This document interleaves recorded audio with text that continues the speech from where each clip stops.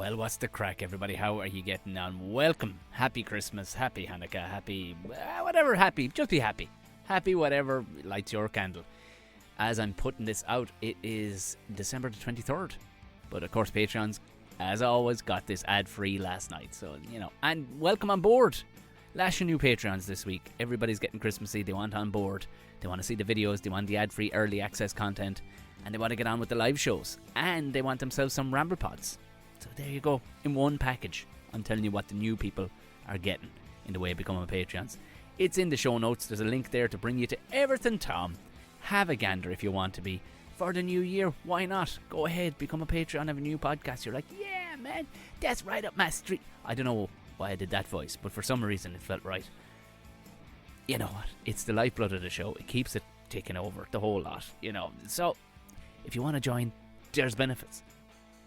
Other than that, thank you all very, very much for a lovely year. A great year of listening, sharing, lovely comments, lovely messages I'm getting from people, interesting messages coming from people who are just being sound skins. Not one bollocks among you. Not one. Not a single bollocks. Isn't that enlightening for the human race that you think there's going to be a few bollockses throughout the year go, I think you'll find not one. Everybody was like, hey man, yeah, class, that thing you were talking about, I have one, have a look at this, and sending me on videos of the things working and stuff. It's like, yeah, you're sound skins, the kind of people that come in around Buckshot. You're a sound bunch. I'm going to take a week or two off and burst back onto the scene in the new year, of course, but this one should fill you up. It's like I don't know how many hours of podcast for you, but I will, of course, have a new special out for anybody who's into stand-up comedy. I have my special from last year, or the year as we still are in it, 2022. My show Clattered. I recorded it after about 15 shows of it around the country. I recorded it in the Rochford, Galway, during the Galway Comedy Festival. Went up to edit it the other night with the man, the myth, the legend. If anybody saw the poster and wondering whose tattooed fist is punching me in the face, it's this guy, Florian. He's an absolute genius, and wow. Oh, they say you mix with people in these environments who get you. He gets me. He could have edited without me being there, to be honest with you. And it's come out better, far better than I even thought it would. So that'll be available to stream for the next few months. It'll be available to stream. If you didn't get to see the show, I'd really appreciate it. I'm not going to price it low. I'd really appreciate it if you, at the very least, shared it. As many as you want can sit around the telly. If you're sick to the sight of each other come St. Stephen's Day or whatever, or you're still rumbling on through, and you're going, I can't watch another Indiana Jones with this crowd, and you don't mind some swear words in front of the family, grab a hold of it, throw it up on the big screen, and it'll be there for you. Don't worry, I won't be shy. It'll be in the show notes link as well. It'll be on in the next few days once Florian gets it wrapped. So that's that. If you could share, tell people about it, that'd be absolutely fantastic. The 29th is sold out for my comedy club in Cahir, in the Hill Comedy Club. It's sold out, but the 28th, a third of the tickets have already gone for the 28th of January. So if you are thinking of coming, come on down. It'll be the last Saturday of every month, hopefully. Unless there's a really, really, somebody wants to get married or something in the venue. But I think they're more or less giving it to me at this stage. So the 28th is the next one, and like I said, it's the third gone already. So again, have a gander. That one link will take you everywhere you need to go, lads. If you are on Spotify and you haven't yet, give it the 5 stars. Hit the bell so after subscribing, so that you get notifications for when it pops up on your phone. If it's another platform you're listening, or you are allowed to give it a 5 stars, a top dog rating, well, do that. I have been talking for a very long time. I understand that, but I just had a lot to get out and say thank you very much for a mega year. Great year of sound skins, and like I said, not a bollocks among you. That's class. I love it. Keep sharing the love, passing around Buckshot, telling people about it, telling people about Tom O'Mahony's comedy and whatnot. As I sit here recording this, I do have to tell you, I have chopped my mullet off. I'm just recording the intro to this because we recorded it last night. I have today chopped my mullet off. Kind of a bit of a shock. I was going to do it, Christmas Eve or the eve of Christmas Eve. But as time constraints happened, I just chopped it off today. Had it chopped off. So the charity, the Brother Willie PWSAI, again, that's in that link. If you want to donate, we've blasted past what I was hoping, my estimate. I couldn't believe it, actually, to be honest, that anybody gave me a penny, but fair play to everyone. You know who you are. if you could. It's open till January 28th, the day of the next Hill Comedy Club. If you could, that'd be amazing. Maybe even share it if you can't spare a few shekels to go at it. Just share it somewhere and tag me in it and tag maybe PWSAI. That'd be great. Do you know, it's a bit of crack. I chopped off my hair, and for that people gave a good few £100 to a very, very deserving charity. So I don't know, I'm as perplexed as any, lads. This is a very weird world we live in, but sure, look at it's going okay once we have each other. Moving on to today's guest. Sure, he's hardly a guest at this stage. He's one of my very best friends. He's one of the greatest podcasters I know, and as I have for the last 2 years, I brought him on board to run down and review all the conspiracy / weird shit that's gone on throughout 2022 on a monthly basis. So with that being said, without any further ado, please welcome Gordo Rochford, everybody, from Those Conspiracy Guys. Well, what's the crack, everybody? You're all very, very welcome to a very, very special edition of Buckshot. This, of course, has become a bit of a tradition at this stage, where I think we're 3 years into properly wrapping up the year. And I know you look at all sorts of BBC ones and UTV and ITV and RTE, the whole lot of them will have some sort of nice polished review. Well, if you're anyway used to Buckshot and how things go around here, this one will be a bit rough around the edges. We'll cover it as best we can, but it's kind of just to give you a bit of a slap, and just so you can stay awake throughout all that turkey and stuffing that you're going to be eating throughout all of this. Good stuff for your ear holes, but there's no better man to bring on board, the man who knows everything about everything. Probably not as much about hardware and stuff like that, but that's where I'll kind of have to shore up the whole thing. But I'm normally a guest on his podcast more than anything else, but in this instance, as for the last 2 years, keeping up the tradition, our 2022 review, I'll be joined by the very, very smexy Mr. Gordo Rochford. Welcome on board, brother. Hey, happy Christmas. How Happy you doing, man? Christmas, Hanukkah, and all the rest of it. Oh, yeah, don't forget them, lads. You get in trouble if you don't say that. Happy Hanukkah. There we go. I'm spinning a dreidel as we speak, Yeah. just to keep it on the level. So you're well. You're looking well. You're looking fly. Thanks, man. I'm in me sleeveless gilet because the fucking cold is going through me bones. And you'd think it'd be warmer with all the extra padding, but no, it's not. No. It's fucking freezing out here in the west. Yeah, I get it. I know we're down in the south, but it ain't like American scale. The west is more or less the south here. We would fit inside one small state, so it's not like nobody flies to Tipperary for the winter. Like Yeah. I'm summering in Youghal or whatever. Yeah. Yeah, no, it'll be just as cold and wet down there. Yeah. You're and you have a nice little bit, like myself, not too unlike myself, you have a nice little bit of salt and pepper coming on the old beard moustache scenario there. It's all coming in. Like I shaved the head. I gave up on the hair during the lockdowns because I couldn't get to the hairdressers, and I'd be fucked if I was trying to piece together that wispy shit mane that I had going on. So I just went full baldy, full Joe Rogan, and grew this lad out now, and he's nice and salt and peppery, getting a bit matey. They're turned from pubes now into real hair, so I'm pretty happy about that. Yeah. And You're gonna get yourself one of those beard straighteners for Christmas. You know, the ones where lads just. I already have one. It's like a hot comb. Yeah. Between that now and uncurling the hairs on my back and my arse and my balls, I tell you, I'm like a model here. Like a fucking. I just imagine. What's your man's name? Fucking Vidal Sassoon would be jealous of me. I'm just imagining, those ghillie suits that lads wear when they're out hunting, like, But it's just orange pubes on me. That's what it is. Just a ghillie suit of orange pubes. Well, for anybody who isn't, who's swinging in and hasn't been here in a while, I went the opposite during all of the carry on, and my hair has grown out. But for the shortest period ever, it is if you're brand new to the mullet, you're like, I'm very excited about the idea of Tom having a mullet.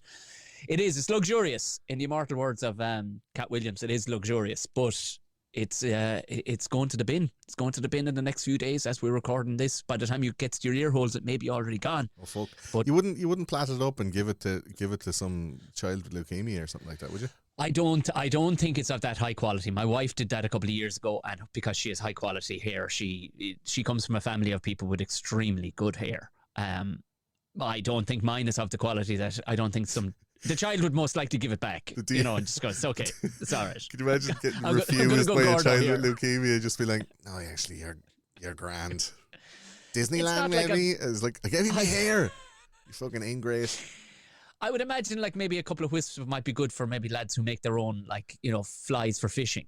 Just to tie it in there to maybe to look That's what like it a. is. But if you're using Manny hair, what kind of shit are you going to be catching? Do you know what I'm saying? Oh, it's going to be rough, inedible fish like pike or something, like some rough bastard with curled in teeth, some gnarly, spiky backed fish One that that isn't comes pretty. with a flash lamp on the front of them. One of them. Fucking, it's on so you can see on site in the nighttime. That's exactly it. Yeah. You said I know a lot about a lot of things except for hardware and stuff like that. You're right. It's hard, man. It's hard to grow up and be an adult. I've been fixing sinks and I bought a shed and I've been doing all sorts of buying, tentatively buying tools to fix little jobs and that I don't have to call a man to come fix it. Got a pressure washer. Did the whole house. There's like weird red shit that comes up out of the cement on some houses. You ever have that? Yeah. And I fucking cleaned all that off the house. I was like, yeah, bah! Like writing fucking willies and dicks and stuff in the red stuff on the cement. It's such crack. So I'm starting to get more westerly. I said it more so in jest to draw you out on your hardware. Oh, of course. Adventure.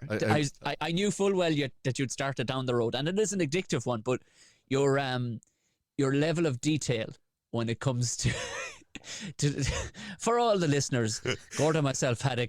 You're going to out me now, are you? I have to a back and forth conversation on hose fittings. That must have lasted into 50 messages back and forth. This man, when I say he doesn't leave a stone unturned when it comes to products he buys, this is why if you have never listened to those conspiracy guys before, you can trust that when that man has gone after that fucking info, he has fucking dug it out of the ground. Yeah. Autistic levels of detail. We're talking like everything is a special interest. That's what it is, man. There was no half. Why buy it twice? I got a beautiful hose, got some hose lock fucking connections, all this stuff. I'm going to work on getting an outside tap in the new year. Can you imagine that? Phenomenal. Yeah, man. Phenomenal. I'm so proud of you. It's going to be an adventure. Built all this myself. Built all this stuff myself now, and got all this stuff here. So it's we're good. It's a lot better than most. They would bow out and just call the man. Yeah, that's what they do. They'd call the man. I don't want to be. I don't want to be going drilling holes and filling them in again with that fucking what's it called, plasticine or Marla or whatever it's called. You put it on with you buy the Marla in the tube. And it's like a cake, like the cake mix. We'll go with the branded one, Polyfilla. That's we'll it. go with That's that. the one. Yes, that's the one. Yeah. Here we go. We'll go with fuck. that. Let me sit down there, though. It's okay. It's all right. It's okay. Do you know what? Vulnerability is a good thing to show, Gordo. You can't be just toxic levels of masculinity back and forth here. Yeah, no, I'm good. I small bit embarrassed, but you know what? You learn. Every day's a school day. Every day's a school day, exactly. And this is why I bring you on board, because while I could do a review or whatever, I would just be like a fella shoveling light into dark corners, hoping for the fucking best, here. But in all reality, the reason why I bring you on board is not only because I like hanging out with you, but the stuff that interests me, you will have the actual facts on it. Whereas I will stand there going, I'd say 'tis a thing that is so. It's as well to bring a man who knows. This is me calling a man. This is me calling the man. Yeah. Can you get the man over here to tell me what happened with the bitcoins? What happened with the bitcoins there? I do I'm like a dog at a rag. I do try to not let go of those things. I'd follow them all the way through, and I'd be tipping away. It's a long time sitting on the toilet getting piles. Going through Twitter. You've done that for us. These piles are for you. This episode has been sponsored by E45. Hemorrhoids bring value home. E45 is a moisturizer. I think you were thinking of Anusol, or what's it called? You can use E45 in your arse, but for a very different reason. What's the other one called? Preparation H. Preparation H. Preparation H. Yeah. I knew there was a letter in there somewhere. Yeah.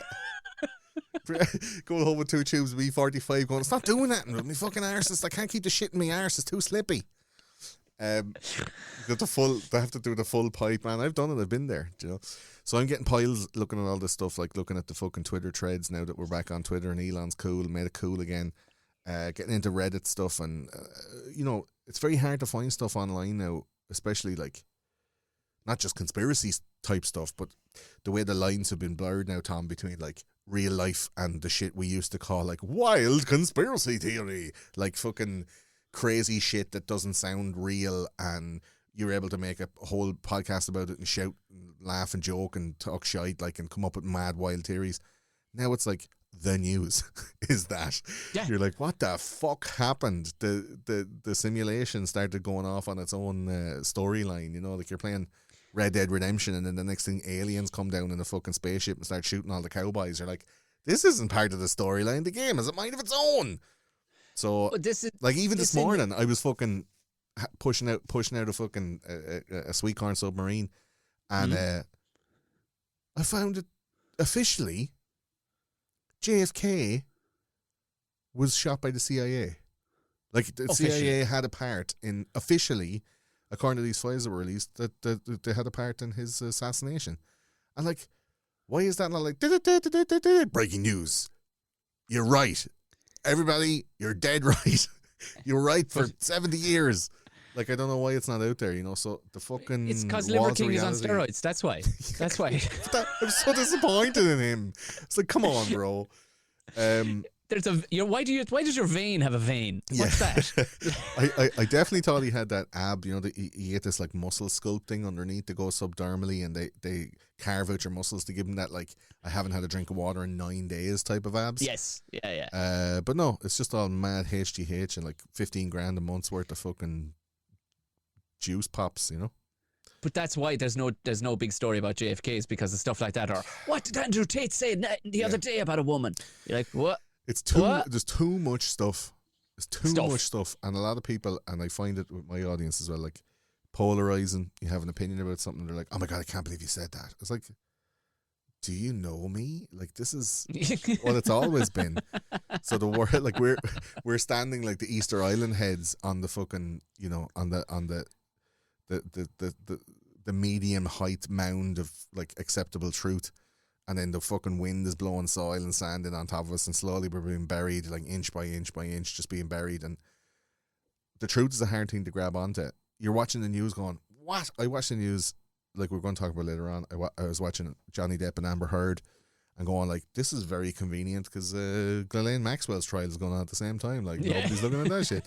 It's just like, if I'm seeing something that's being promoted on the news, I'm going, right, what else is going on? Fucking peel back the flaps and have a look at what's going on, It's a very hard time to have a head. I've been saying that on social media over the last couple of weeks, like going, we're coming into Christmas time now. Get the switch off, have a look at what happened over the last year. We got out, we got let out to play after 2 years of being stuck in the fucking cupboard under the stairs. How mad has the world got, Yes, this is it. And it would seem a lot of it has spun in a very strange way, but it's almost accepted now. We're just to accept things. Oh, well, the price of living, you're like, well, fuel has come down, so why is bread still fucking 4 times the price that it was, but we're to accept all this shit. And petrol went up for 2 months, and now butter is €1 more forever. You're like, what? Yeah. And you don't even put any petrol in the butter. The cows are just over there. Yeah. Bring me that cow. I'll get my own butter, thank you. Same cows, same tits. What's the fucking crack here? Yeah. Yeah, weird, man. It's not like the cow's agent has gone, well, we're going to... The cost of living for the cows has gone up. Well, the fucking price of cows nuts and all. We farmers in the family, and the price of stuff shot up and then kind of went down again half. But like, look, it's what I've been saying. This social malaise, the dissolution of like a fiat economy. All the Buckshot people are all like, "Oh fuck's sake, this fucking lad!" Like the dissolution of a fiat economy. The crumbling empire. The crumbling ideological empire that is like Western society. It's starting to show its cracks. It's got pyrite in the blocks, Tom, and it has. That shit is fucking crumbling now, and it looks lovely from the outside. And it's all painted and it's grand, but you wouldn't spend the winter in it. You wake up and the house will be down around your ears. So again, very hard to have a head. I hope everybody that's listening to this show has had a great year. some of the news stories we've been talking about are slightly odd or morose or weird. But like, it didn't happen to you, so it's grand. Yeah, exactly. But like, fucking hell, man! Like, what a year for news! What a year for mad shit. I literally in the summertime I was waiting for the fucking the mothership to peek out through the clouds and Randy Quaid to be like, "It's me, boys! I'm back!" Like, I thought Independence Day shit was going to happen this summer. That's how. But it was that acceptable. And do you know what? It would, to say that, like, all the footage that's come from all these, and the Navy has come out with it saying, like literally every day we're looking at jokes flying around. We've no idea what they are, and in fact they couldn't possibly be human. So like, sure, that's the way it is. And all of a sudden, there's some Amber Heard a shit on a bed. Yeah, you're like, well, that's way more interesting. Way more interesting. Come back to me when you have an alien. I know even then I mightn't even have a look because the sexy pirate is over here and that's what we're talking about, Yeah. So therein lies the oddity. There's just so much stuff, and I suppose we're in such a, I guess there was always a gossipy world and a pop culture world. The pop culture shite is just, will hide anything. Once you make enough of a noise around the pop culture thing, it'll cover any serious thing that people should be looking at. You know what I mean? A lot of creators as well trying to get their eyeballs on for money, and they're willing to say anything. Like, are we living on the edge of too much information? Probably. Are we going to talk about that information for the next 2 hours? Definitely. To add to the pie. Right, here you go, lads. Here's some more bullshit. So, if you are aware of how we've done it in other years, we've made it very simplistic. We, much like every other show, I haven't come up with any new medium of how to deliver this. We will do it on a monthly basis as the year has gone by. Now, you'll probably be shocked each time. You'll go, Jesus Christ almighty, because that feels like 4 years ago. No, this is all from 2022. Because even as I was researching and going back through it, I was like, Jesus Christ, that feels like, because so much water has passed by. So much. Every month, it's like effort. I'd love it. Jesus, I can't. So, like Declan Early, stop the world and let me off. 100%. Like, it's fucking happening, bro.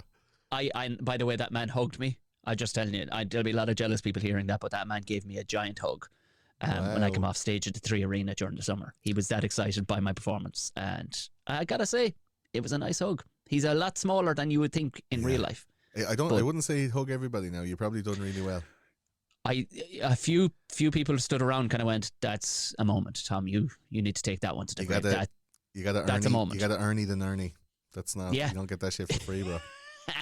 You got to Ernie the Nernie. Oh my lord. So that being said, the way we will progress is on a monthly basis. And where do you start? But January. Are you happy enough, Gordo? Are you happy enough? Let's look at this. We've established other enough. I suppose we don't want to give away the farm too early on throughout this, but I mean, we're not Charlie Brooker here. Like, let's let's keep the hair inside the hat. But it just seems like a couple of these I've been reading over them over the last couple of days since you sent me the list, and fuck, it feels was that this year? What the fuck? Has that not been always the way it was? But yeah, we'll go January 1st, I guess.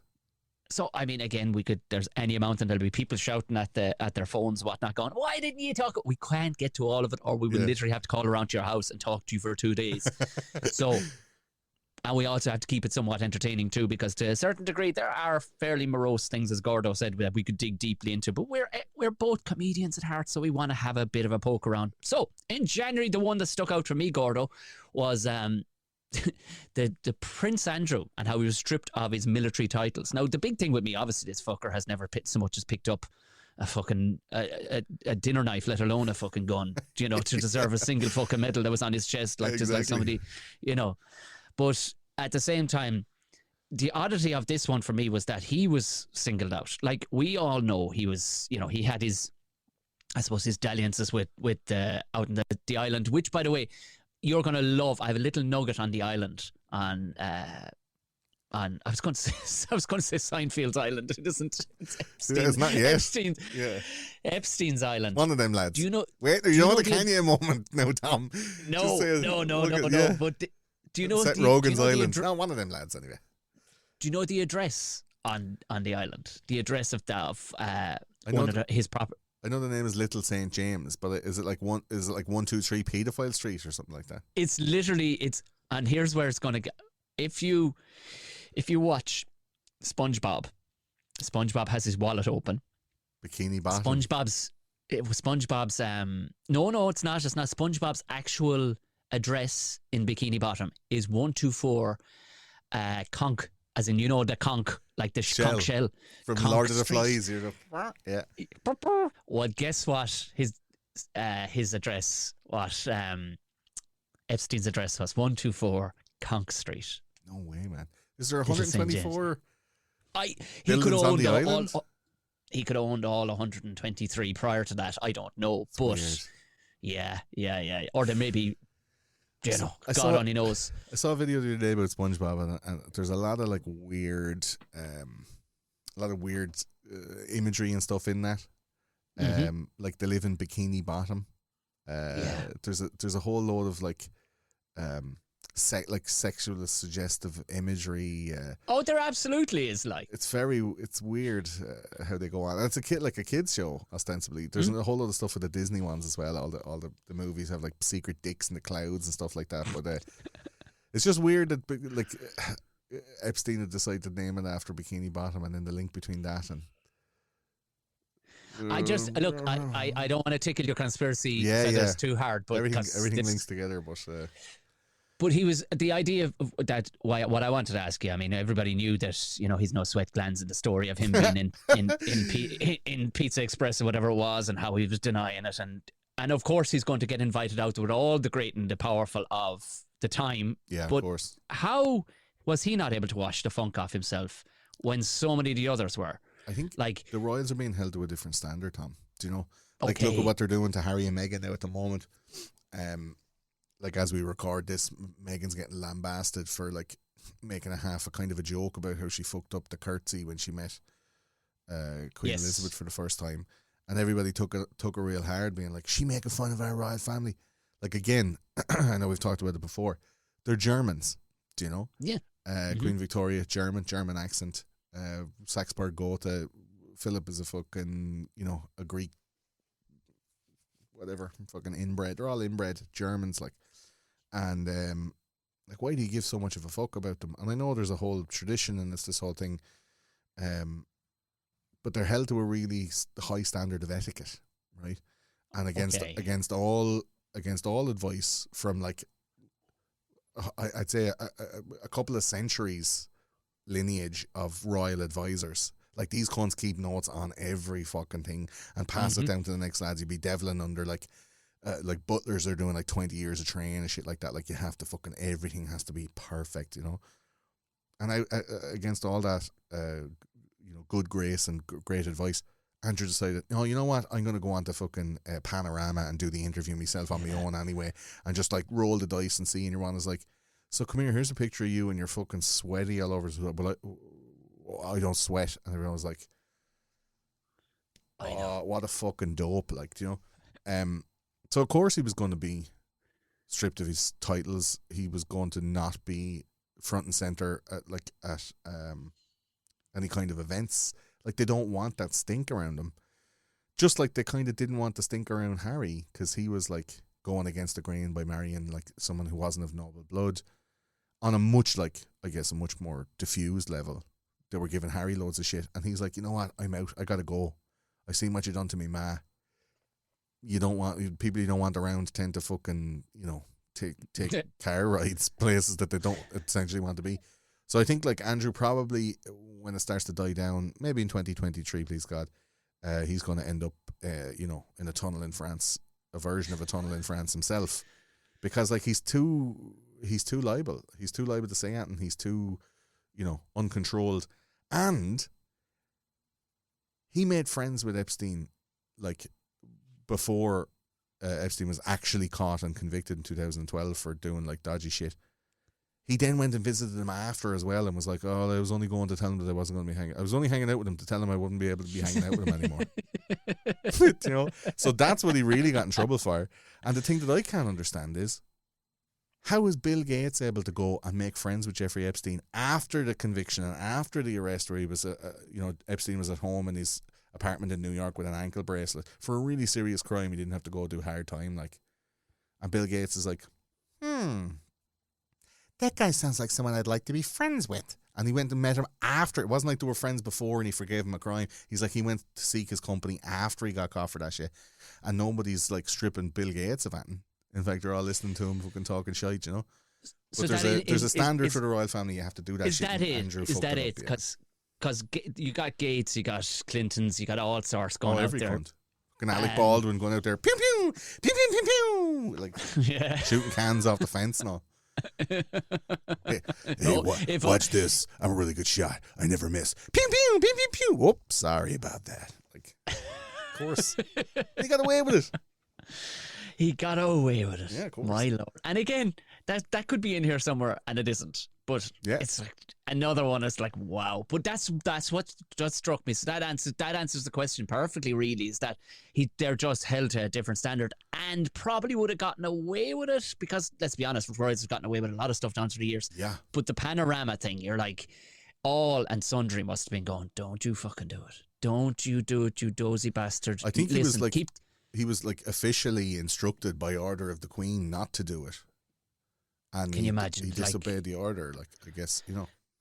Would you not, like, you keep the head down. You've got the softest gig going. You're not top. Yeah. You're not top dog. You never will be. You never have to be. You can just fuck around. Literally just being a horrible bastard. Keep your fucking mouth shut. Exactly. I'm gonna go on Panorama and claim that I've never sweat. And the rest, like, that was the one quote that came out of it. But the fact that he denies everything, like denies even meeting her or knowing her or anything like that.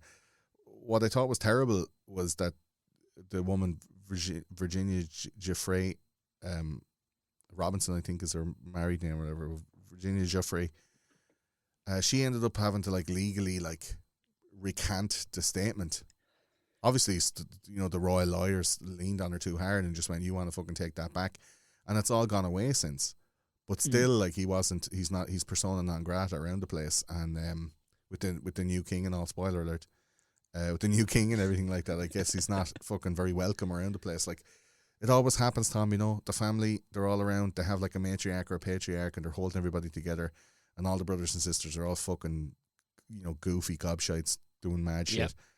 And the fucking granny dies or the granddad dies, and then everyone's like, right, I'm divorcing you.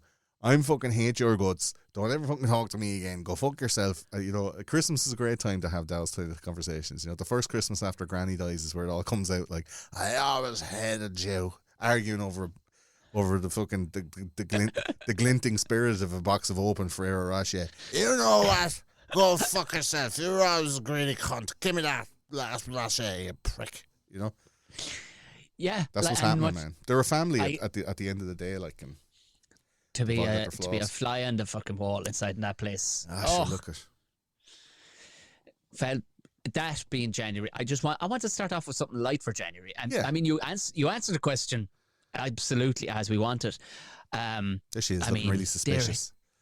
In fairness, Andrew, in all fairness, what's a few got in your pocket? There's a lot to be said for, stay-at-home moms. You know, she was a working woman away, didn't keep an eye on her boys. They're gone fucking. So it is. Stay home, mind your children. Do you ever see Charles's weird sausage fingers? Man, very weird. He's got either a condition, because that's the only time you normally see fingers that fat is when a man's been fucking working hard all his life on a shovel. Yeah. You know, milking cows by hand. Yeah. That lad. He normally keeps his hands behind his back. Yeah, which I suppose for the longest makes sense. Yeah, he looks like he has 40 elastic bands on each wrist. It's very weird. Very strange. Brilliant. Right. Now, this seems to be never ending, and Christ almighty, try and find a news article around this one. We'll move swiftly on to February. And again, this felt like it was fucking 4 years ago this all kicked off. But Russia invades Ukraine. Well, we now know to call it Ukraine and not the Ukraine. For some reason, people are calling it the Ukraine. Yeah. Like the Ireland would be. I like the idea of it calling it the Ireland. But I think the term the, like the proper noun of the Ukraine, comes from like USSR times, where it was like an area. It's like the back kitchen, or like I'm going down the yard, like the Ukraine is considered. Oh yes, right, like, yeah. You know, the area where they grew all the wheat, and it wasn't really a country of its own and stuff like that. So they have their own, like the communists at the turn of the century, like took over a lot of spots that had their own very deep and rich history. You know, like the Baltic countries like Estonia, Latvia, Lithuania. They took over like huge parts of Poland, all the stands, Afghanistan, Turkmenistan, Tajikistan. Like they've all mad. Did you ever see Tajikistan had those fucking have I? 7-star hotels and like ginormous fucking white marble palaces and everything shit's made out of gold. And like, where the fuck have these lads been? You know. But like for anybody who's wondering, what did Gordo just make up a word? No, he didn't. There's a great series if you can find it called Dark Tourist, and I don't think they're making another one, but it kills me because it was one of my favorite shows. And he goes to Tajikistan, which is the most phenomenally mental place, Mad. like mental, and just looks like that the alien planet from fucking Star Wars or something. Yeah, and then there's for some reason they have just a burning hole in the ground. Did you see that? Yeah, just out the country, forever. just burning hole in the ground forever. The mouth of hell, they call it. Yeah. Yeah. So I mean, the war kicks off, Yeah. and Russia, by all accounts, invade Ukraine. Now, I mean, It'll always be the Ukraine for me, Tom. The Ukraine And it's Kiev. It'll always be Kiev. It won't be Kyiv. Like, oh, I know. Come on. It's a chicken. It'll never be a chicken Kyiv. You can't eat a chicken Kyiv. I'm sorry. I will never eat a chicken Kyiv. Yeah. They're changing it all, man. It's all the retcon and everything. The next thing you're cutting it with chicken Kyiv and it'll be fucking rosemary instead of garlic. And I'm like, wait a minute, man. This is No. Mandela effect Yeah, I know. shit. This is it, just forcing us, like gaslighting the shit out of us, like. But yeah. I mean, realistically, your average person, the way it was sold to us, because of course the world over was told to take these Ukrainian people, and the men are going to stay behind. That's a very powerful thing, and we were just told that Russia were a bunch of greedy bastards, and that was that. Yeah. Ukraine was the loveliest place. It was basically like the hills of Switzerland with milk maidens walking around and cows just with bells hanging off them, and they couldn't believe their bad luck that dirty old Putin whore was coming over the hill and he was going to take all of their stuff. Yeah. And then I looked into it ever so slightly with my very shallow eyes. Now, I'm a stand-up comedian. I would not allow, and I've worked in some responsible jobs, but I would not let me have the presidency of. And I tell you what, if I was to be a president, I'd look like a great president. I would definitely say all the right things, but would I know a fucking thing? No, I wouldn't. Like Conor McGregor on Twitter is going like, "Let me be the president. I'll box the English out of the country. Get out of that. I'll batter you. Yeah. You're doing nothing. You're doing nothing, Charles." That's what I'm saying. And now this guy's, Sean Penn has given him his incredibly, he gave him his Oscar. Yeah. Which kind of, if you were to look into it, you go, why would you give him money if you appreciate him, but you appreciate his acting? Well, yeah. I don't understand. Because he's acting like the president of the Ukraine, and he's acting like he's not bought and paid for by, anti-Putin globalists. So you're kicked off YouTube now, Tom. It's all right. It's okay. YouTube doesn't like us on a regular basis anyway. So tell me this and tell me no more. We were just told that Russia wanted to invade Ukraine because they wanted to take it back under the mothership. And, of course, they were going to start the whole communist thing again. And yes, the USSR was coming back. All these walls were going up and they wanted them back under their wing. But Ukraine was like, no, we're not going home. It's fucking hasn't even gotten dark yet. We're not going in. Fuck off, man. So it's coming home. It's coming. Communism's coming home. It's coming home. Yeah, they're Is he like Putin seems like a bit of a fucking animal, but is he? I don't think he's the lunatic that people set him out to be. No, but then if you say that in the minds of right-minded people, you're siding with a war criminal or some shit like that. They're making up a load of stuff. If you want it from a conspiracy point of view, or you want it from a general knowledge point of view, I'll give you down the middle of both. So, yeah, if you would, please, so we can at least let people make their own decision, I guess, on it. But if we can give them the realistic evidence that is there, because for the most part, we're just being kept in the dark. All I know is that fucking diesel got fucking expensive. Well, it's not. It's a huge thing. Like, it's a huge, really long, very dense story of like geopolitics and personal wealth and people who were involved in like the intelligence community ending up becoming like the leaders of the country, these kind of things. There's billions and billions of dollars at stake, both for the West and for Russia and the considered East. There's lines being drawn in the sand over, like I said, a crumbling Western society versus like a fairly self-sufficient, sleeping dragon in the Chinese economy, and the Russian economy not doing too bad at all, really. So, like, particularly from the kind of down the line news and conspiracy point of view, Ukraine have eastern regions called Donetsk and Luhansk, among others. Yes.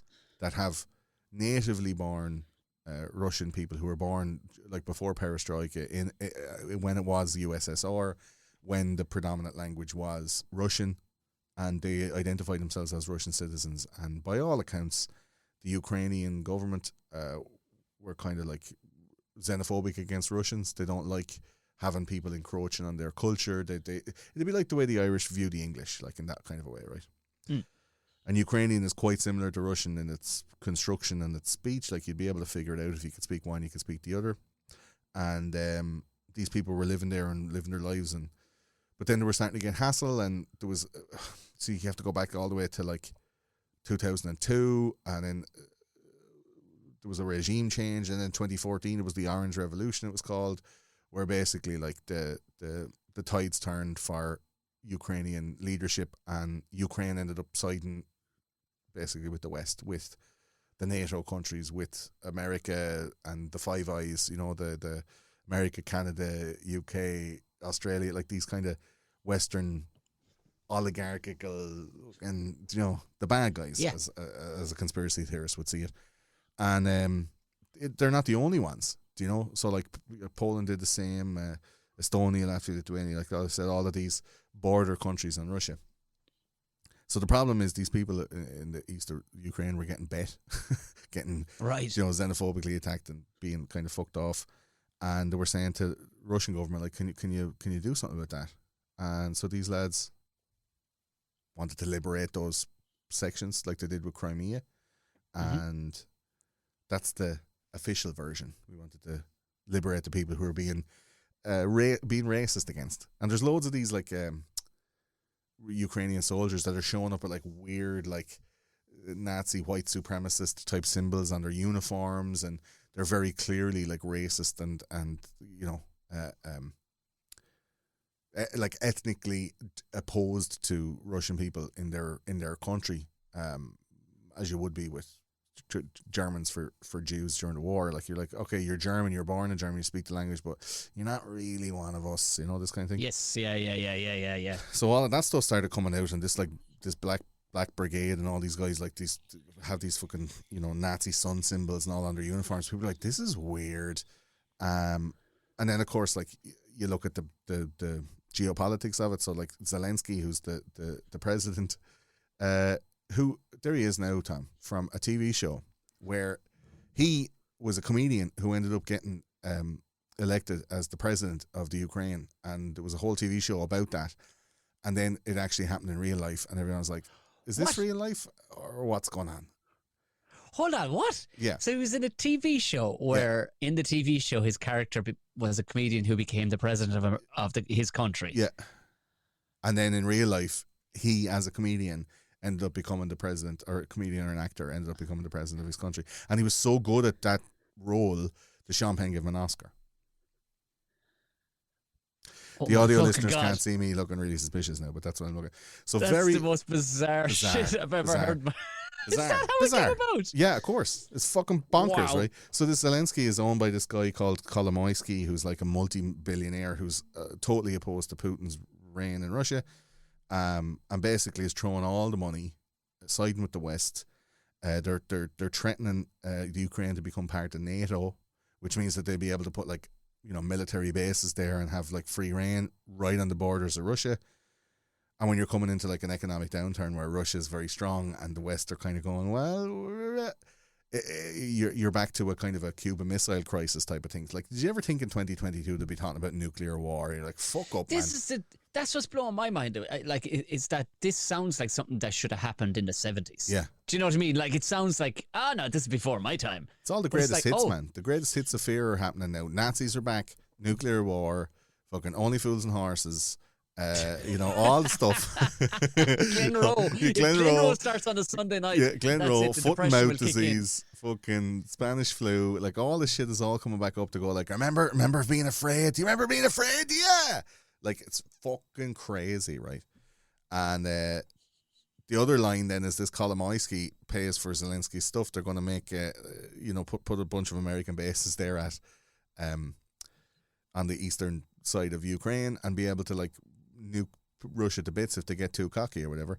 And then of course you go like, yeah, let's support Ukraine, and there's cunts going over there like with a fucking a spud gun and a fucking hurling helmet going, I'll fight in the war with you, come on to fuck. And then you end up with stuff like this, which is like Mm-hmm. lads in tractors like going and pulling away tanks, and the Ukrainian farmers we got the tank, how'd you bring it in? I brought the massive Ferguson. Like, I don't know what the fuck. There was mad shit going on. Lads fighting with fucking. They were fighting like the 1916 Rise, like pikemen and fucking, fighting with hammers and rakes and shit like that. Like, it was bonkers. To be honest, nobody really knows what's going on unless you're actually there, right? Yes. I feel, conspiracy wise, that there's a pipeline that's going from Russia into Europe, and it was going in through Crimea, and they had to stop that off because they didn't want Russia making any money from selling their oil. Now the same through this area. There's another pipeline going in. We'll talk about Nord Stream later on. There's another one coming in from the top, going into Germany, and it's basically economically annexing Russia out, making an enemy, because war always makes good money. And there's a whole other then line of fucking mad investigation where Joe Biden and his family, Nancy Pelosi and the Pelosi's, fucking, what's your man's name? Hammerhead. What the fuck is his Hammer name? time. Yeah. Apparently the son of that guy, Nancy Pelosi's husband. Fuck, what's his name? Oh, he got broken into or something. Yeah, did he? What the fuck? Another mental story. Mental story. He's in the house in the nip, and the fucking cops come up to the door, and he answers the door like in these jocks. How are you? And there's another fella up the way, and he's like, "How's it going?" And they're like, "Come here. What's going on? Somebody call the cops." Oh, I don't know. And then the two boys have a fight over a hammer, and he gets a bop on the head. And the fella's son who hit him with the hammer comes out and says that Paul Pelosi, this is the Paul Pelosi, was keeping my dad as a sex slave. And you're like, whoa. And then, Glenn Hansard sings a fucking Pogue song on the Late Late Show, and no one gets to hear about it ever again. Like, such Liver King weird shit, man. Liver King is steroids. That's such what it weird is. shit, right? So, like, the Pelosi's, the Clintons, the Bidens, among many, many others, have all of their money being kind of laundered through companies that are in the Ukraine, energy companies, especially one called Burisma. And then Hunter Biden has a big part in that Burisma fucking company, where they were washing money, and then 10% goes to the big guy. There was emails leaked and stuff like that saying they were kicking money up to Biden. So there's so much mad shit going on in that Ukraine that it was going to be a war. I did a live show in Manchester and in London in October 2022, and I was like, get ready, lads, Russia's going to have a war. They're probably going to go into the Ukraine. It's the only place there. They've already in October 2021, you said this. Yeah, and I was get ready. Yeah, in the live stage show, I was like, it's the fourth turning. We need a war. Who's the enemy? Handy one, Russia. They've been Russia all the way through Trump's presidency. They've been led up to being like, they're fucking with our democracy. They're doing this, they're doing that. They were going to be the enemy. They were going to be the ones we were warring against. Because you couldn't war against China because the cunts would just go, aha, poof, one button, and it's fucking Xbox all over the place. Like, they're done. You're ball done. burst. Yeah, ball burst. Like, they'll finish everybody. And they could do it in the stroke of a pen. But if you want a real nice long war and you make a few bob off it, you want to get somebody that's like not truly wanting to decimate everyone. And what's madder is that everyone's like, Russia's fucking horrible. They're horrible people. They're hackers and they're alcoholics and they're blah, blah, blah. And nobody knows what the fuck is going on in Russia because you don't know the language. You have never been there. You're talking some bullshit, prejudice bullshit. And then Putin is coming out and doing speeches and saying shit like the toxic culture of the West is trying to like destroy the world. We must all come together and like be peaceful as one and blah, blah, blah, blah, blah. And then they're saying he's a war criminal and he's saying this and that. Oh yeah, Hitler used to say that as well. Hitler used to say that we all need to come together as one as well. Like, it's such a weird, toxic, shitty thing that feels like it's going on for years, probably because they've been Russia since Trump got elected. So you're hearing Russia's the bad guys. Like, you know, what's a war? What's a few rockets among comrades? You know. And that's, I mean, to I suppose to close on that is that the saddest thing of the whole thing is that poor old fucking Nitsis and fucking and Svetlanas, who are just simple old farmers, are going to catch the fucking brunt of it harder than anybody else. Like, But sure, all their fucking houses are done, man.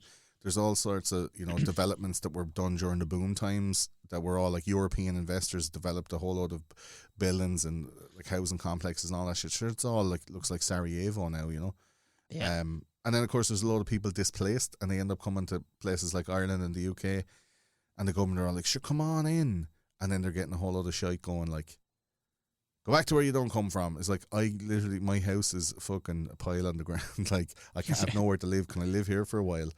And then people are going like, "Get out of our country and all, and take care of the Irish people first and all," which is a considerable argument, but it's not like they're getting a fucking 2 up and 2 down in Killiney. Like, they have to stay. Yes. They have to stay in a 1,800 square meter floor of like the ESB building, and they have plastic partitions between it, and there's small children of 5 and 6 having to go into the showers at the same time with grown single men, and all washed together naked. Like, it's not a fucking, you know, they're not exactly getting a Z3 and a fucking 9 to 5. They're not getting the Centre Parks treatment. Exactly, that's what they're not getting. Exactly. You know, The such a poor weird fucking thing to happen. It overall. is. Like, and in our day and age, you think that shit don't fly, but I guess so deep and mad shit happening with that time. So hard, like, to keep it light and it's a comedy show, but like the information about it all is there, and people refuse to look at it. So,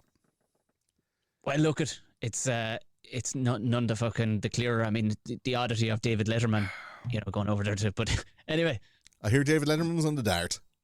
he was. Did you see that picture of him on the Dart?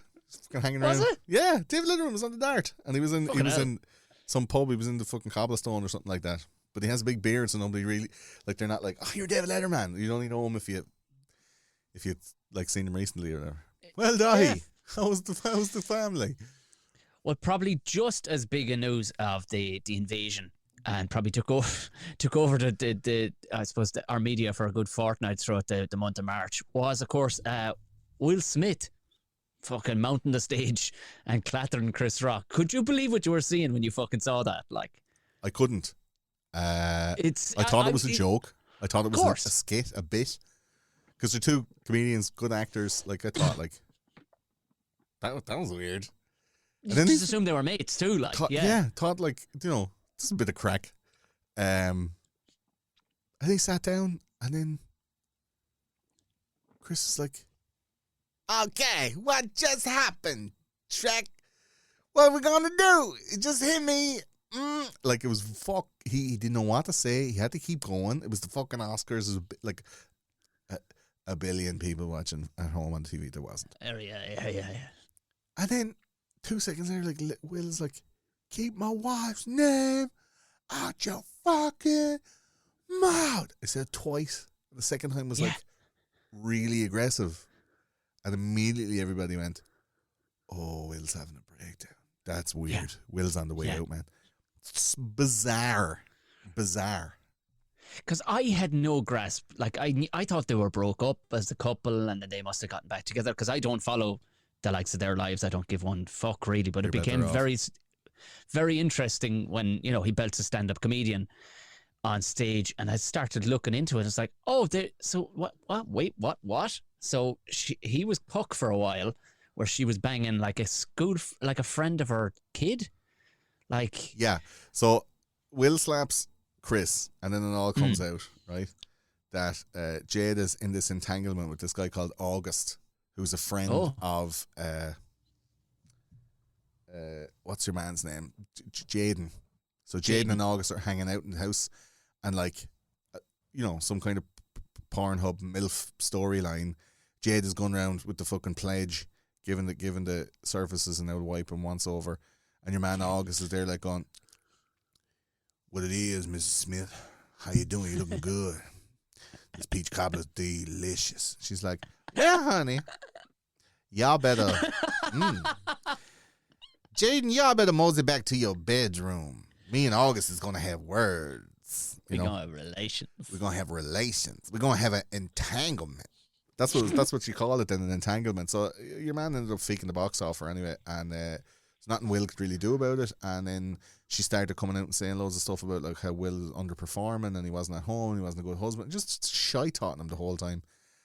Videos started leaking out then of her, not leaking out, but they were being kind of resurrected and going like, look at the way she treats Will Smith. Like she was coming up to him and really annoying him and asking personal questions like, baby,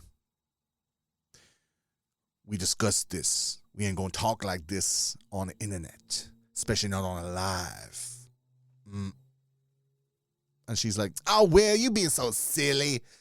That silly old Willie. Like, like totally gaslighting him, diminutizing him, like demoralizing him, emasculating him, like all of this, just giving him shit. And Will is fucking smashing Instagram, making movies, doing fucking Apple TV, he has that Emancipation on Apple TV. He done fucking that Project Gemini he was doing at the time. This is all going on. Like loads of movies, loads of TV shows. He did that fucking thing with the Venus and Serena Williams, fucking won the Oscar for it. Like, he was smashing it. And she's like riding her fucking son's friend in the house. Jeez, and then going on to what they call the red table discussions, which is like the family. I saw that. It was like, what the fuck? I thought it was some sort of weird sitcom that they'd put together. It was like, this can't be real. And family therapy live streamed. She was happy enough to just go, well, I don't actually call it cheating. It was just a bit of an entanglement or an indiscretion. And he was sitting across the way going, right enough. That's right him. Enough. That's him looking at her, describing it. Look, like that man is absolutely dying inside. Like, yeah, but like, Jesus, Mary Joseph, it's such a fucking like. If has he any friend that would have stood in at some point and went, hold on, you're Will fucking Smith. You could pretty much ride most women around the world. So then the rumor mill started. Then you see, the rumor mills all started going. Like, is he a secret Scientologist? You know, is he like? You know, if he's hooked up with Scientology, he's not really connected to many women around Hollywood. He wasn't, he wasn't into many women. Is he asexual? Is he gay? Is he, like, what's going on? What secret is he hiding? And immediately it all started turning towards Will because he was the one that did the bad action. Mm-hmm. I think, Jada was almost forgiven for her entanglement because everyone was like, well, if he ain't fucking you, somebody better get up in that pussy. Like, it's a waste of pussy and sitting there just doing nothing. Do you know? Good pussy. Like, can you imagine? Yeah. I don't know. Who'd you think of? Can you imagine fucking Lucy Kennedy coming out and riding one of her child's school friends in her late 40s? Yeah. No, I can't. Actually, I nearly said, can you imagine Twink doing it? But I don't even want to think about that. Oh, like, can you imagine fucking, in 15 years' time, Vogue Williams cheating on Spencer with one of Theodore's schoolmates? That's what it is. Do you know what I mean? That's like, think about it in that way. Like, it's fucking weird, right? And she got totally like, oh yeah, girl, you go get that dick, get that smooth dick, right? And Will Smith is then like, you shut the fuck up, Will. And there was a lot of men heard that resonance, like, in that story of like, yeah, I don't like this situation. Why is he stuck? Why is he caught? Why is he trapped? Is he a secret Scientologist? Is there something going on? Like, is he, or is he just like a busy dude who's, working loads and not able to make time? And also, maybe she's a cunt. Maybe he doesn't want to, but he has to stay married for maybe she's still in love with Tupac Shakur because they had an entanglement back in the day. That's right. And she settled for Will, and that was all there was, What made me so annoyed with him more than anything else, aside from all that other shite, was on the night. It was a weekend of it, like it was a very light joke for what Chris Rock could have gone after her about. But she's looking at her there with, her tight head of hair, and he says, you know what, G.I. Jane is coming up next or whatever. And Will actually laughs at that moment. He laughs, and then he looks and double looks back at Jawan, then swings back with a big sour puss up on him because he looks at her fucking face. Now, the wizened owl fucking witch, you're sitting front row. You're one of the most powerful couples in the fucking room. He knew he was getting an Oscar that night too. That's why they were in the front in the little. If Don Rickles is out there, like, you know what I mean? It's not Don Rickles who would fucking bury you into the ground like a tent peg. He just kind if you're the most, you got to punch the king and the queen. You got to give them a bit of shit because it's the day. So you got to They're You sitting also in the front got to row. take the shit though. If you're You going, have to you know take what I the mean? shit. Have to. You have to. If you want to hold on to that power and be, endear yourself to the public, which she's obviously a megalomaniac. She doesn't feel she needs to, even though she hasn't done a fucking stroke in years. But Just it done a was few when strokes on your man. Oh, she did a few strokes. Yeah. But it was the fact that it was a waking up old joke. Yeah, And it was, she it had was a a big old nothing fucking joke. head. But it turned into a whole thing then. Fucking, she's an alopecia charity Yeah, right. and all this. It all started to become, you don't know nothing about black women's hairs. Black women's hair is off limits, And strangely enough, Chris Hare, do you hear me? Chris Hare, but Chris Hare. he did a Chris Rock did a whole documentary called Good Hair, which is excellent. Yeah. And it's all about the culture of black women's hair, which is like, deeply rooted and super important, and talking about weaves and talking about even back to the history of getting the braids during slave times. They get the braids and it was like directions to be able to escape the plantations and shit. Like there's mad history in black women's hair, right? And he just went like, G.I. Jane. And it was like, okay, Will looked and went, oh fuck. And it was almost like, do you know them fucking Bjors that'd be down at the barn disco in the country? The kind of discos that have a chipper out in the smoking area. Yeah. Do you know that kind of a place? Yeah. And then like young ones would just be like, I'm going to go flirt with this lad and I'm going to get fucking PJ to go from bed the shit out of him then. Just to fucking feel something. Do you know? I want my fella to bed the shit out of somebody and then come home and ride the box off me. So like, why is she picking fights? Why is she go and get him? The thing I couldn't understand, Tom, is at the motherfucking Oscars that he would do that in front of the whole world, knowing that the whole world would be watching, the whole world would be talking about it. Some people even talked about it being a shame ritual, some kind of like satanic weird thing that he had to pay the price of shame in order to go to the next level. Will he make this huge big comeback? Was it all really like scripted and orchestrated to have him not look like the bitch that he was being made to look like for the months previous to that? I mean, you could endlessly talk about Will Smith's career and everything he's earned, and then all the stuff about Jada, who I feel is like a subpar kind of human being in decency and respect and this kind of stuff. Like, she comes off as a narcissist. I've watched a bunch of the Red Room things. She comes off as a deeply self-involved, selfish and cruel person. And I think, I love Will Smith since I was a small child, and I think even if he isn't Will Smith, a fella like that who's providing for his family and doing all that, like, and raising those kids, that he deserves a bit more respect than that. Like what she was doing to him. Like, after that particular incident, though, I think the following day, the person I felt remotely, and nobody spoke about this person. I really felt for Martin Lawrence, because can you imagine the fucking voice notes that lad was getting both ways? Yeah. What about your man last night? Huh? McLaren. Fucking slap me the cunt. Slap me the cunt. And he's like, I know, yeah. Then the other thing felt like, hey, listen, I had to say something, like, you know what I mean? Your man talking about the wife. I know, sure, I know, yeah. Probably say I was on cocaine, would he? Oh, sure. Here, the other fellow was on cocaine, was he? But poor old McLaren, back and forth between the two boys. McLaren. Fucking hell. That's so Can you imagine funny. the poor bastard? But it spurred off this whole thing about like, comedians are not safe on stage anymore. Can we not make jokes and this whole kind of whole thing? Do you remember that not so long after that, Dave Chappelle was doing this this show? A week after, and this fella that smelt a bit fucking dodge for me now. It was, you wouldn't see it in a month of Sundays, and all of a sudden a guy fucking mounts the stage, a crazy man with a knife that's shaped like a gun, and they brought him out the back and they danced on him. But they bit the shit out of him. They danced on him on the stage, behind the curtain at the stage. Yeah, but you can still see they fucking danced on him. It was very bizarre that was allowed, and then all of a sudden Jamie Foxx was there to jump up on stage and go, "We need to protect this man. He's the great." It smelled very odd. And it's like you'd never see somebody running on stage, and then all of a sudden, and Jamie's there to rub his back, and Chris Rock jumped up and went like, "What did you say about Jada?" Like this, it was a little joke back, and he hadn't spoken in public for like 10 days or 2 weeks or something like that. Yeah, what a weird thing to happen. But there was a lot of comedians saying like, "Is this what's going to be now? You're out doing comedy and you say something objectionable, and someone could come up and strike you on the stage." Like, comedy, I think in 2022, Tom got a hard role.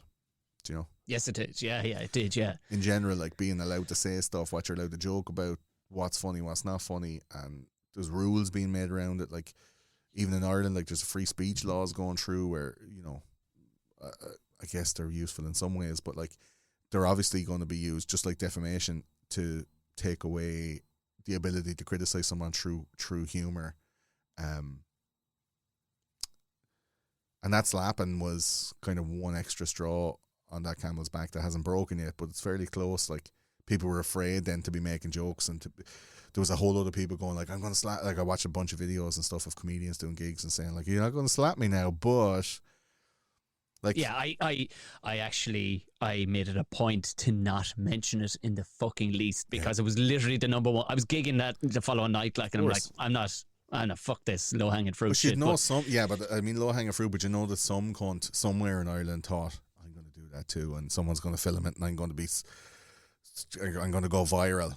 Slap a comedian. And the only thing in my head was though, I would probably end up killing the fucker. Like that's what I mean. Yeah, that'd be my joke. He'd come on stage and I'd hit him wrong, and the next thing his head hits the side of the stage and it's death, and it's like, oh, for fuck's sake! I do you hear Tom in the laughter lounge last night? Oh yeah, he killed. Yeah, he murdered. Yeah, so therein lies the oddity of that fucking scenario, and I suppose, as you said, it does tie in. It probably was another swipe at the free speech that is comedy. The only thing I will say is that there seems to be a bit of a hard lashback. I've noticed in the last couple of months that people are kind of, you get a sense that people in the real world, in the live environment, not the fucking internet comedy or the media comedy, but in the live, nobody fucking put your phones down kind of shit. Yeah. You see the real people looking around going, oh, we can say something dirty, say something bold. You can, and we're in it together then in the live world. So there's a nice feeling of that. It's like, oh yeah, that's all shit. Nobody fucking take a phone out. This is about to get dark. It's like 1984 stuff. Like you're sneaking off to do the speakeasy or something. Like you're sneaking away to be going, okay, nobody filmed this and he's allowed to say anything, so like we can have the crack. Yeah. There's always some cunt with a phone or fucking. I think we should normalise. We get one of those companies here in Ireland for all the comedy with gigs and the bags. Get the bags. They put the people's phones in the bags, man. So no cunt is going to get fucking TikToked to death. I love the idea of it. I love the idea of it. Well, that of course was March, and the oddity of that, I suppose, Will Smith, that took over, that bleached out anything else major that was going on. But for a bit of a switch back in April, I suppose this may I suppose might maybe tie into what was going on. I won't go on about this one too long because we've already done the base. Yeah, we won't. The base. Exactly. It's just funny to see it happen. It was a federal probe into Hunter Biden. I mean, an interesting name for a lad, I'd say, who never hunted fuck all in his life. But what was hunting his dead brother's wife's pussy is what he was doing. Dirty. But old Joe, Doddery old fucking Joe, I mean, he'll come out with fucking anything if he can actually get it out past his fucking lips, the poor old bastard. But corn pop. He turned around and he made out that he wasn't looking into, he knew nothing about the federal probe. The president of America knows nothing about the federal probe into his son, because here's the thing, they don't talk business. By Jesus Christ. Well, Joe, I mean, come on now. Come on, like. They don't talk business because the business that they're not supposed to be talking about is highly illegal and very lucrative. So obviously he has to distance himself. Hunter was put in charge of, like I said, Burisma, the energy company in the Ukraine, and he was getting paid a hefty salary for it. And when Joe was the vice president, they were supposed to give $1 billion of aid to the Ukraine, and he threatened not to give that aid if the Attorney General in the Ukraine who was assigned to investigate Hunter and the Biden family wasn't fired. He said, if you don't fire that cunt, you're not getting any money. And then the government went, oh, all right then. And then the investigation went away. So like when you're talking about like, oligarchical familial corruption, the Bidens are right up there. Like this here is the whole crack about, you hear Hunter Biden's laptop. Yes. That's Hunter Biden dropped off his laptop at this computer shop. And that's the file there with the signature and all. And he left the computer there, and he left it more than 6 months. Obviously, he was fucking off his tits and he forgot where he left it. And then the laptop becomes the property of the company, and they took it apart and had a look at all the stuff on it. It was like, whoa! Like all of this mad evidence, And we'll talk later on about Elon and Twitter and the Twitter files and stuff. But basically, There's pictures of Hunter smoking crack. There he is there now, having right crack. And there's loads of pictures of that, but there's also like mad pictures of him with like potentially underage girls, or small videos of him like weighing out like crack rocks with a prostitute and they're haggling over the price. There's even like suspected celebrities that came, like Lady Gaga came to smoke crack with him at one point. It's very spuriously reported on now. It could or couldn't be her. It might or it mightn't be her, but it's alleged to be her hanging out smoking a bit of crack. But he's a bad cunt all up and down, essentially. And the story was squashed during the presidential election in 2020. And Trump was like, the laptop from hell, Joe, okay? This is going to come back to bite you in the ass. And Joe was like, nah, it's not, because I got all these motherfuckers on payroll and no one's going to talk about it. But it ended up being like a huge thing, and it'll continue to be a huge thing because there's emails in it there saying like Hunter's tipping money up the ladder to the big guy, as they call Joe. And it's like if he's a sitting president perpetuating a war in a country that he's getting the government to send money to, and I'll tell you the end of this story in December because this December stuff happened, but like it screams of corruption. And this laptop was left in the shop and it was fucking, of all the countries that could have gone to war, yeah, you know what I mean, it isn't fucking Azerbaijan, it's Ukraine, where his son was where they're all tied into. It's like, come on, lads. Between that and the energy, and that's why the fucking prices shot up during the summertime, because this energy crisis that was created by this war. It's a great way. It's like roundabout quantitative easing. I don't know if you know what that is. It's like when the money gets too undervalued, they need to either print more money or take some money off the table to balance out the value of what stuff is. So like they'll either like raise the price of stuff or get rid of the money. So they're doing both of those things, raising the price and then they're dumping loads of real cash into crypto and then crashing the crypto market to ruin the value. So like it's fully corrupt from top to bottom. And this was like a little peek into the behind the scenes of what's actually going on. Like people couldn't believe they found this fucking laptop. But there's like a federal investigation into it. It's still not fully finished. There was people sitting in front of like congressional hearings and stuff like that in the US going, I don't know. All protecting the Bidens, all protecting that whole cohort. Like, and you've been talking about it for fucking 3 or 4 years, Tom. I've been talking about it for 2 years, at least, Hunter Biden's laptop. And you'd be demoralised like when no one's listening to you or everybody's going like, I tell you to be war in the Ukraine, I tell you. And then when it happens, you're like, I told you. And everyone's like, yeah, right. Like, it's just, there's so much corruption and people are unwilling to look at it.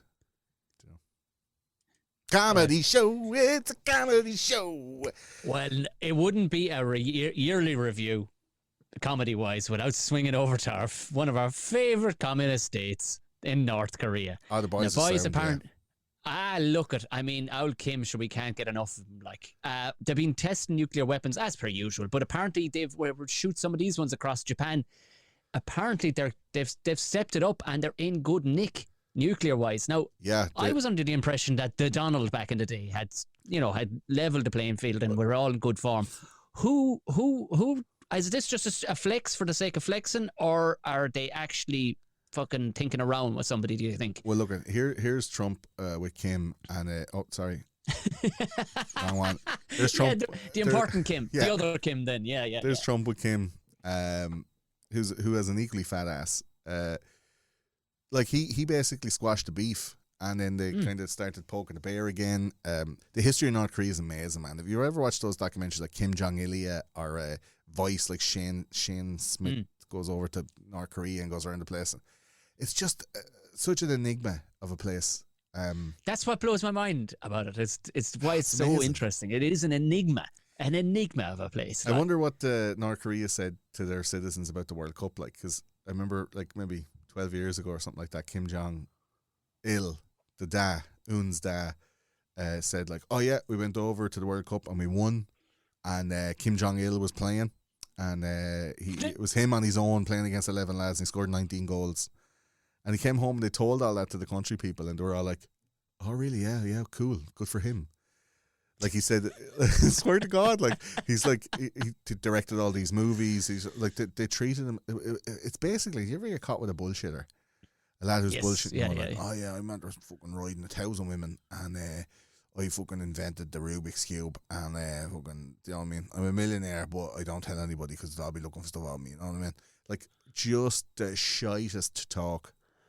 Yes. And he was doing that on a country level, and everyone was forced to believe him or agree with him, or else he'd be put in a concentration camp. Like, it's fucking bananas of a place. Do you know? So yeah, I think a flex, possibly. Do you know? This is the range that they have. They just want to show, like, don't fuck with us, you know? Like, don't think you can come and fuck with us. The anti-communist sentiment coming from, like, the right wing at the moment, because it's kind of creeping into culture in America. There's a lot of talk of socialization, but, like, North Korea are one of the only countries left in the world that are not on the central banking system. And if you know the last 3 or 4 that were converted, you're talking Syria, Libya, Yemen, Interesting. Iran. Interesting. Yeah, all hotspots of banking, international commerce. So, like, North Korea is one of the only ones left. So maybe he's just doing that to be like, listen, we're not going on your central banking Steer thing. clear. Get the fuck up out of where. Like, don't come near us. These are the parades that they have with the big rockets and Lads, stuff the like parades that, you know? are worth a fucking Class. You have class. 44 children all playing the same tune on the cello super fast, like, and 95,000 lads marching.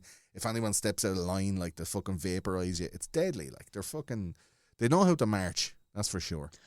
But we had to swing by. Yeah, we had to say, like, Happy Christmas, North Korea. It's one of those places that I'd love to visit, but I know I'd never make it out alive because I'd say some shit or I'd do some shit. You most definitely would. You would. The fucking intrusive thoughts would win, man. You'd steal a poster or whatever, and before you know it, Gordo's in the Korean gulag. Yeah. I could do it 2 years in the gulag, though. I lose a few LBs, man. I come back and be fit and fiddle. I think you'd fucking lose more than LBs. I think it's. I think you'd certainly lose dignity and possibly your virginity. But moving swiftly along to June. Yes. And this one papered over all the snotty cracks and weirdness that was going on around the world, and made us all sit up in the lovely summer to watch a woman who I had never heard of. Pardon me for no pun intended, but I genuinely hadn't. Yeah. I didn't, nor did I care about Johnny Depp's missus, nor did I watch it like the soap opera that a lot of people did, but I kept a keen enough eye on Amber Heard and Johnny Depp. Why was it in the court? Why was it on telly? Why did anybody give a fuck, Gordo? Oh. What was the big deal about this? She wasn't much of an actor to sound. I mean, I remember her in Aquaman. She was shite. Shite. Terrible. Awful hair. And that's saying something. Aquaman was shite to start with. Shite. Look, I think because it's Johnny Depp is probably the reason that it was so famous. Mm. They had already done. Basically, they're having a messy divorce. This is as far as I can. This is off the top of my head, and as far as I can remember, they're having a messy divorce. They'd gone to the UK, and she had sued him in the UK, and won. So then they brought it back, and he was like resuing her in America, and they were in the state of Virginia, and you're allowed to televise the court proceedings in the state of Virginia, right? So Johnny Depp got his US legal team, and these ended up being the fucking stars of the show. So you have there's Camille Vasquez, who's like the plucky lawyer who was asking all the right questions and really standing up to Amber Heard, and what's your man's name? Jonathan Chew, is it? He's from the firm Brown, Potter and Brown Legal or something like that. But Camille ended up being the superstar of this whole thing. She wasn't taking any shit off Amber. To be honest, Tom, I think the reason it got right under people's skin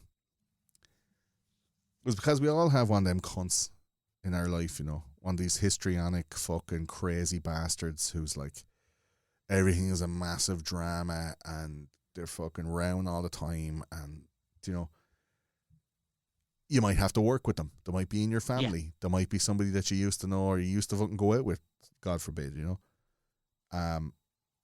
and people got to like vicariously look at the systematic, legal, and public dressing down of one of these people, analysing every movement, every lie, every, you know, she was at one point now she was like, you know, blowing her nose and then pausing for the picture, going like, I remember that. All I the remember it was wild shit, man.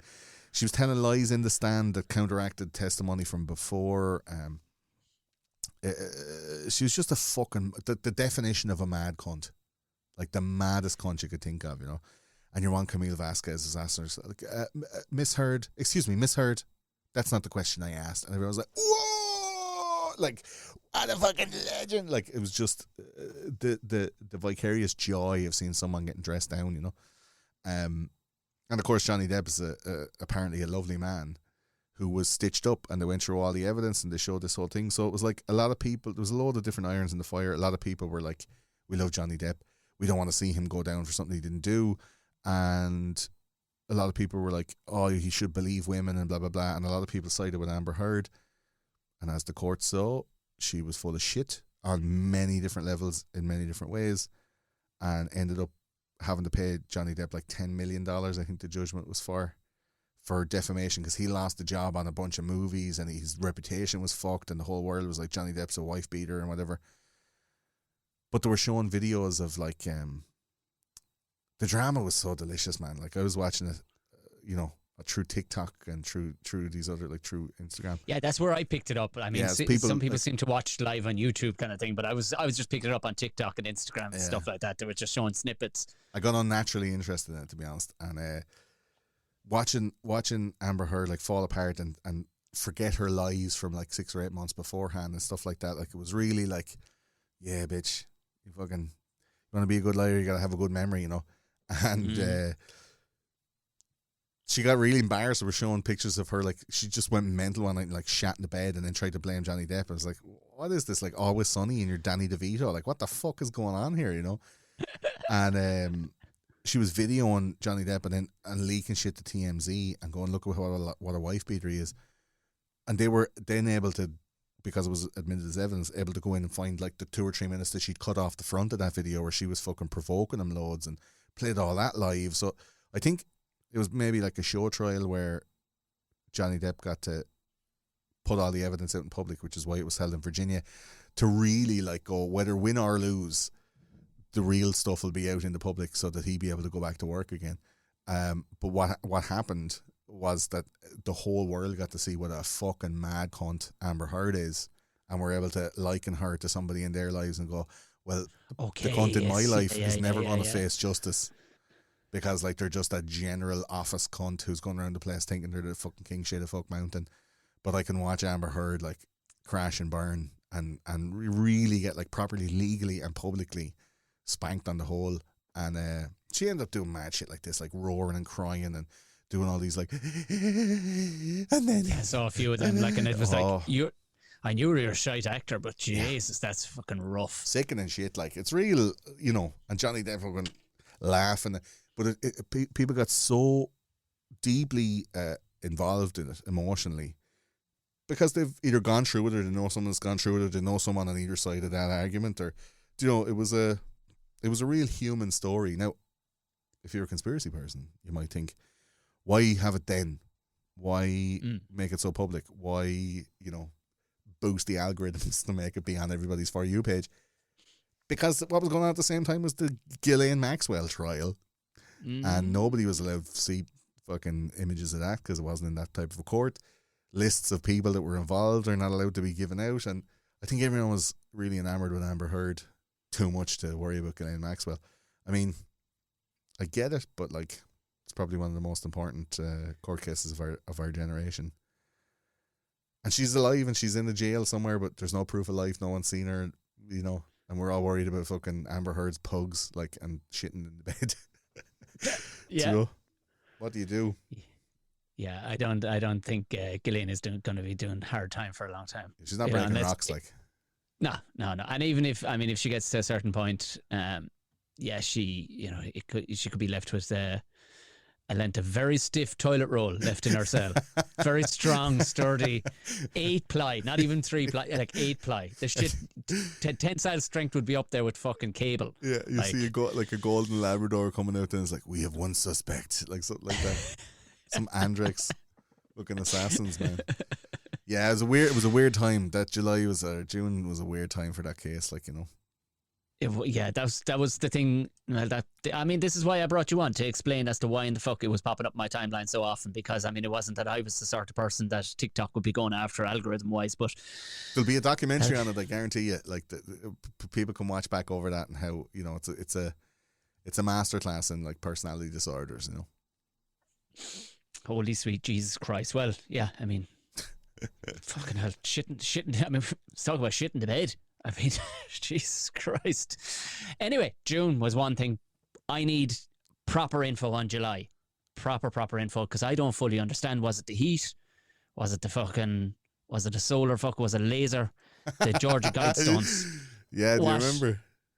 What the fuck was going on there? Just these things exploding. Having a notion, man. I saw the video. Pyrite is what we discussed it already. Yeah, it's falling down around. Shoddy workmanship. Give us a synopsis on what exactly the Georgia Guidestones are. They're freestanding monoliths, really, aren't they? Yeah, they're like a 7-piece. Well, they're not anymore; they're gone. But there's a 7-piece monument in this, I guess, a car park in Georgia, in Atlanta, and on it they have in many different languages the rules of how a decent society should be run. So like keep the population under 500 million, and a bunch of other we have a whole like 3-hour episode on it, like in the history of it and everything. But they were made by Freemasons, and they have like special configurations so that like at certain times of the year, like stars would be visible through the holes. Like there's all these different holes and all these different things, like the same kind of technology that they have in the pyramids in Egypt, where you're able to see certain stars at certain times of the year, and everything aligns up. It's all done with like celestial alignments and stuff like that. But the big thing at the time, because of like, you know, the pandemic and stuff like that, was it seemed to be a new world order set of rules for how society should run, and they were kind of leaning on the side of oppressive. And then security footage shows that a big bright flash happened under one of them, and it just fucking collapsed into dust. And you're like, was that thermite? Was it a rocket? Was it explosives that were laid at the base of it? If so, how come the security footage doesn't have somebody coming along and laying the explosives there? Because there's nobody there for days. Like you said yourself, people think it's a laser, so it's like some directed energy weapon. But whatever happened, the fucking fell down, and then the next day there was JCBs out, and they pulled the whole thing down. And it's been there like since the 80s, I think, the early 80s. This conspiratorial, like looming new world order, I guess like an omen, this like threatening looming force of like, with 500 million we're gonna kill you all, and blah blah blah. But like I said at the top of the show, all these conspiracies start coming true. Like we did that episode in 2014 or 15, and we were like, can you imagine if they tried to do that? Yeah. Like over the last couple of years, you know. So it was important for a lot of conspiracy folks to see that happen. I couldn't tell you what fucking happened though. It was a bright flash, and that was it, and the thing was in bits in the ground. What do you think? I mean, who was sending a message? You know, they thought it was patriots saying like, we're not accepting a new world order. And well, that was my first thought. I thought, to be the lad with a fucking Davy Crockett hat and a fucking rocket launcher. Yeah, a shot of him from across the car park. Fucking, that's who I initially thought. Yeah, but that's what people thought it was. But who the fuck knows, man? Very weird. And so what a strange time for it to happen as well, just after a global pandemic that we're starting to implement some of the rules that were on it. Like, it was supposed to be a monument for all time left there, like one of the pyramids of Egypt or something that'll be there, like made set in stone and there forever and ever and ever, and last like about 40 years only. Yeah. Exactly. Yeah, it's very, very weird, man. And so moving swiftly along through the summer, leaving behind ones shitting in beds, fucking possible nuclear holocaust and all the rest of it. Yeah. I'm moving on to a thing that it not only it troubled a lot of people heavily, but again, I don't dig myself deep into the news, but what this did was it absolutely and utterly confused me, and I could find no rock solid reasoning behind it, because while it may have started a little earlier in America, I don't know, but it came to light in England in August that people started having these drag queens, dudes, not trans women, drag queens, like pantoed up to the bollocks, you know, fucking 9 o'clock on a Friday in George Street in Dublin, going into junior schools. I don't know, was it preschools or junior schools, and reading stories like the tiger that came to tea and the hungry caterpillar to children.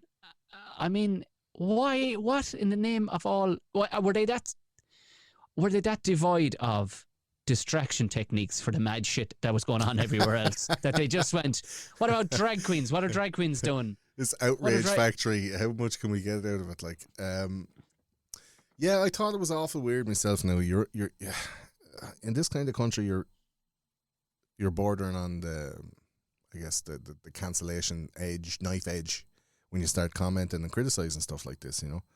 I remember we talked about it in one of the episodes, and the infamous rainbow dildo butt monkey came up, which was a fellow that was booked to come and read to children in a library in London. Oh, right. Oh, 1 second now. Sorry, you brought up a thing there, and I was like, is this a new product you're selling, or what the fuck? So this is what the guy calls himself, rainbow dildo butt monkey.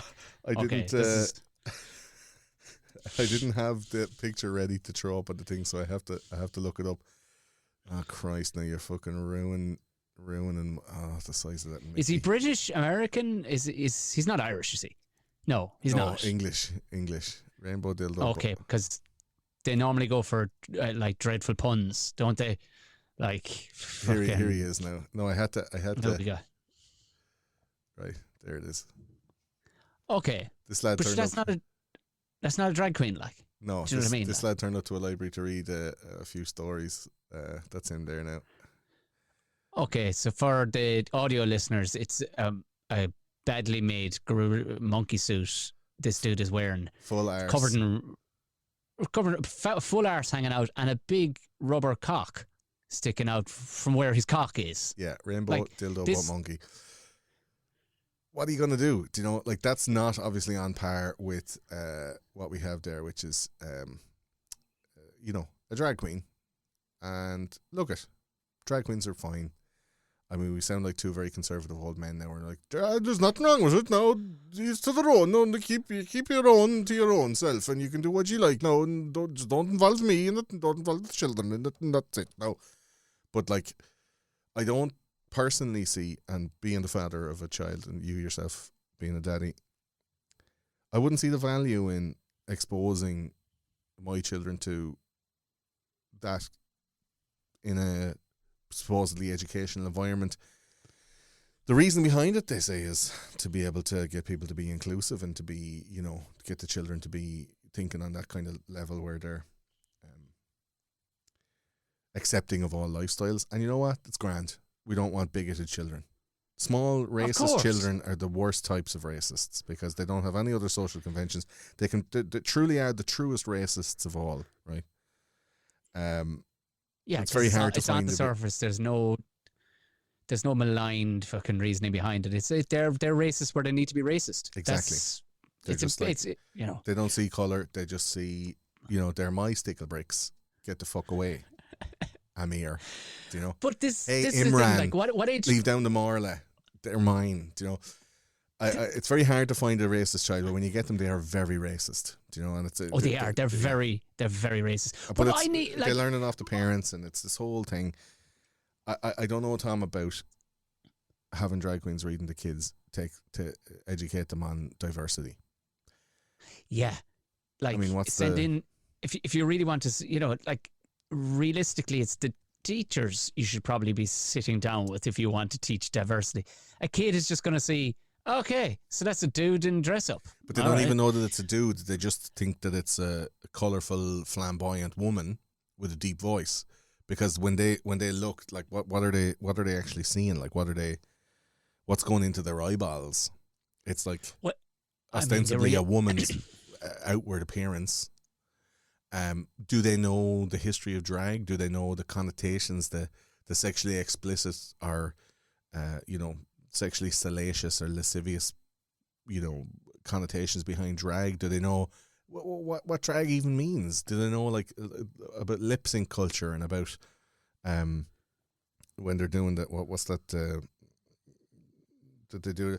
Hey, Han, but then Vogan, like when they do that thing, the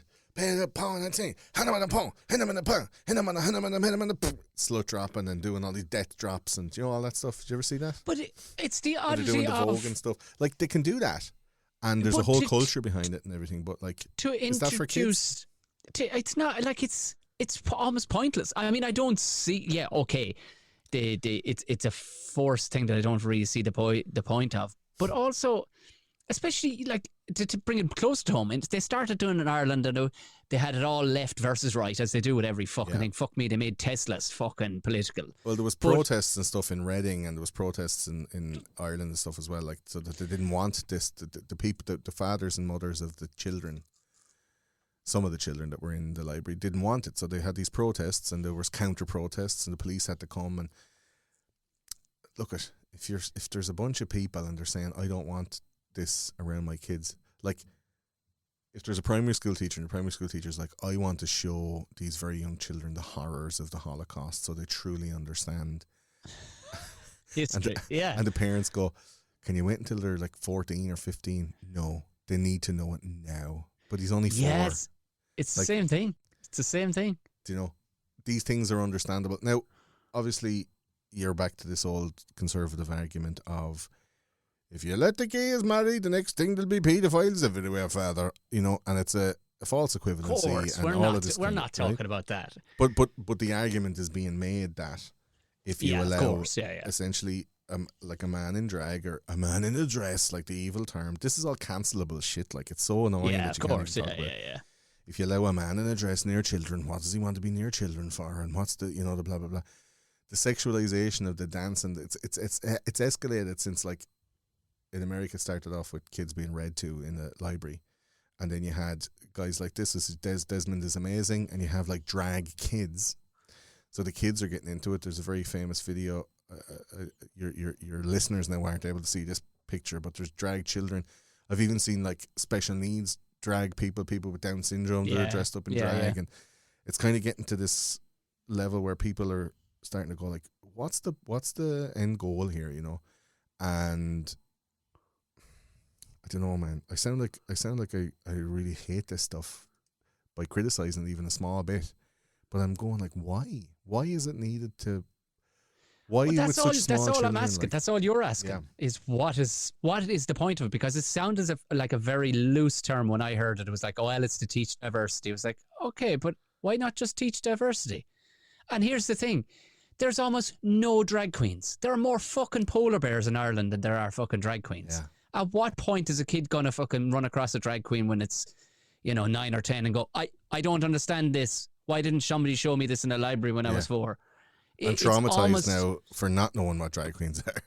Like, you could argue, oh, well, it's good to always have it in the memory bank. Well, okay, we'll bring in a welder and let a welder fucking read to him. Like, do you know what you do? Do you know what you do if you want to give like a good role model for the children? Bring in like a stable adult man with 2 or 3 close friends and a full-time job. There you go. To read to the children. There you go. Yeah, an emotionally stable and competent man in his mid to late 30s that has a social network, maybe an artistic outlet, and he's able to express his emotions accurately, and is not addicted to any substances. Let him read to the children. Like, that's a good role model to if you can't see it, you can't be it. I just think this fringe ideology and these kind of things, like I talked about cultural Marxism for fucking years, for the last 5 or 6 years I've been banging on about it. People got bored of it, in fact. on my show, and I got a bit bored of it myself, Tom, because it seemed to be a relentless force that was pushing through all of this cultural malaise that the Western world is going through at the moment. But this seemed to be a thing of like bigotry at the start, going, "Don't get them queers with the children. Yeah, We don't want drag queens reading to kids." And they said, "Why?" And I was like, "Because it's going to fucking escalate, and it's going to escalate." And it went back to this argument of like, "Oh yeah, that's why you don't want gay marriage, because you're afraid that they're all going to, go after the kids and stuff." And then people went, "All right, then go on." And then it ended up then in America where you have stuff like this, where they have like, kids being brought to drag shows. Okay, that's And a fucking bar. That's a bar. It's a bar, and the parents bring the kids from like maybe 18 months or a year old or 18 months all the way up to like 5 or 6, and then they do the full dance and they do all the fucking hey the ball, the ball, I will survive, and like it's not going to lick itself is up on the wall in neon because it's a gay drag bar. It's and a then bunch the of kids, adult dudes dressed. Adult men who were dancing sexually and provocatively in front of children, and then the parents are encouraging the children to, as they do in strip clubs with like lascivious, sexually repressed men who go to see naked women dancing, tucking banknotes into the underwear of the dancers, and the kids are encouraged to tuck the notes into the knickers of these grown men who are pretending to be women and lip syncing, Shania Twain. And it's a bit weird. And people are like, "See?" It's like, "Oh, you're a bigot, you're not allowed to talk about it." And I'm like, okay, what's the next evolution of that, It's a weird fucking time. And because it hit the shores of England, it's kind of a bit more prevalent or a bit more noticeable in Ireland. I was talking about this stuff like 2 years ago, and Irish people were like, "What are you fucking talking about? That's America. They're all mad over there." And I'm like, yeah. And everything they've ever made ever has eventually grossly affected our common culture and our, pop culture that we have here. Like everything we consume is fucking basically a shade of American. So like, get ready for, drag queens in the libraries in Ireland. Like it's going to happen. It already has. It happened, I think, in Rathmines, I think is where it happened. Yeah. And there was this protest outside, but it was, I saw people online who I know were going, "Look at these fucking animals. Do they not even fucking know what they're trying to do?" It's like, yeah, but what fucking world are you in? Like, truth be told, unless it's somebody from I would ask the question on anybody from any viable profession. I would still ask the question to the teacher or the supervisors. Go, why is this dude? Yeah. I need to know more. Like, what's the reason behind it? And if they say, "Well, it's to create diversity," I went, right, where's the line of I want a nurse in next, I want to see a fucking builder in next. I want to see a line. Don't give me like it's such a far reach to go, well, a drag queen, like at any point, like I can tell you here and now, knowing drag queens, a handful of drag queens that I know, they're just delighted with the fucking gig. They don't give a bollocks about. They're just delighted with the gig. Yeah. But the whole thing around it for me is like, is drag not like a primarily sexually sexually expressive medium? Is it not around like sex and sexuality? Of course. So like all their stage names are all sexually provocative. Fucking. That's what I mean. So that around kids is weird, like ostensibly weird at a base level without any like further investigation. It's weird. It's like, would you have a stripper come and read to kids in the library? No. Same thing. And they did that in America. They actually had strippers that came to libraries dressed in their stripper gear, like not obviously having their fucking flaps hanging out or whatever, but like dressed in gear that was their work clothes, let's say. And they'd come in and they'd go to read, and the police were called, and the police came and took these women away from the library. And I'm like, why would you not do the same then when you have, somebody doing slut drops and doing the splits and gyrating and twerking, and like there's no child should be twerking. Why is a child twerking? It's weird. No. And like we sound like two old men, man, but like, and you're not allowed to talk about it, and if you criticize it, you're a bigot and you're a bad person. And there's an awful lot of fucking like Dave Chappelle level criticism of people who criticize this. Like you can't criticize the criticism. Like it's fucking weird, Tom. And I just think it's like a small bit odd. I wouldn't be out protesting at it with placards, but I'd be kind of going, hey, do we need to be doing this? That's exactly my point. Like, do we need, like, is it that necessary given the like? What I'm saying is, if it's a primarily white school, have a person of color come in and read. They start there. If it's a primarily people of color, bring in a white person. Let's start there. Jumping straight to fucking drag is going. You've jumped so many fucking fences. Okay, have a drag come in and read fucking Othello to fucking college students. So at least at that stage, have a successful mother or two who's involved in STEM to come in and go like, this is how I'm able to balance like my job as a mechatronic engineer in a high flying American engineering company and also have 2 kids. This is how we do. Do you want to read fucking The Cat in the Hat? Do you know what I mean? Like, what's the what's the issue? If you can't see it, you can't be it. I think if they're trying to do that, it sounds like a recruitment drive. And when you see, like, I don't know if any of your listeners have ever heard of Desmond is Amazing. He's one of the preeminent child drag stars. And a child in drag dancing in a nightclub in front of men, be they gay or straight, whatever. It's not about the sexuality of the people watching. It's about the sexualization of a child dressed in provocative clothing in a position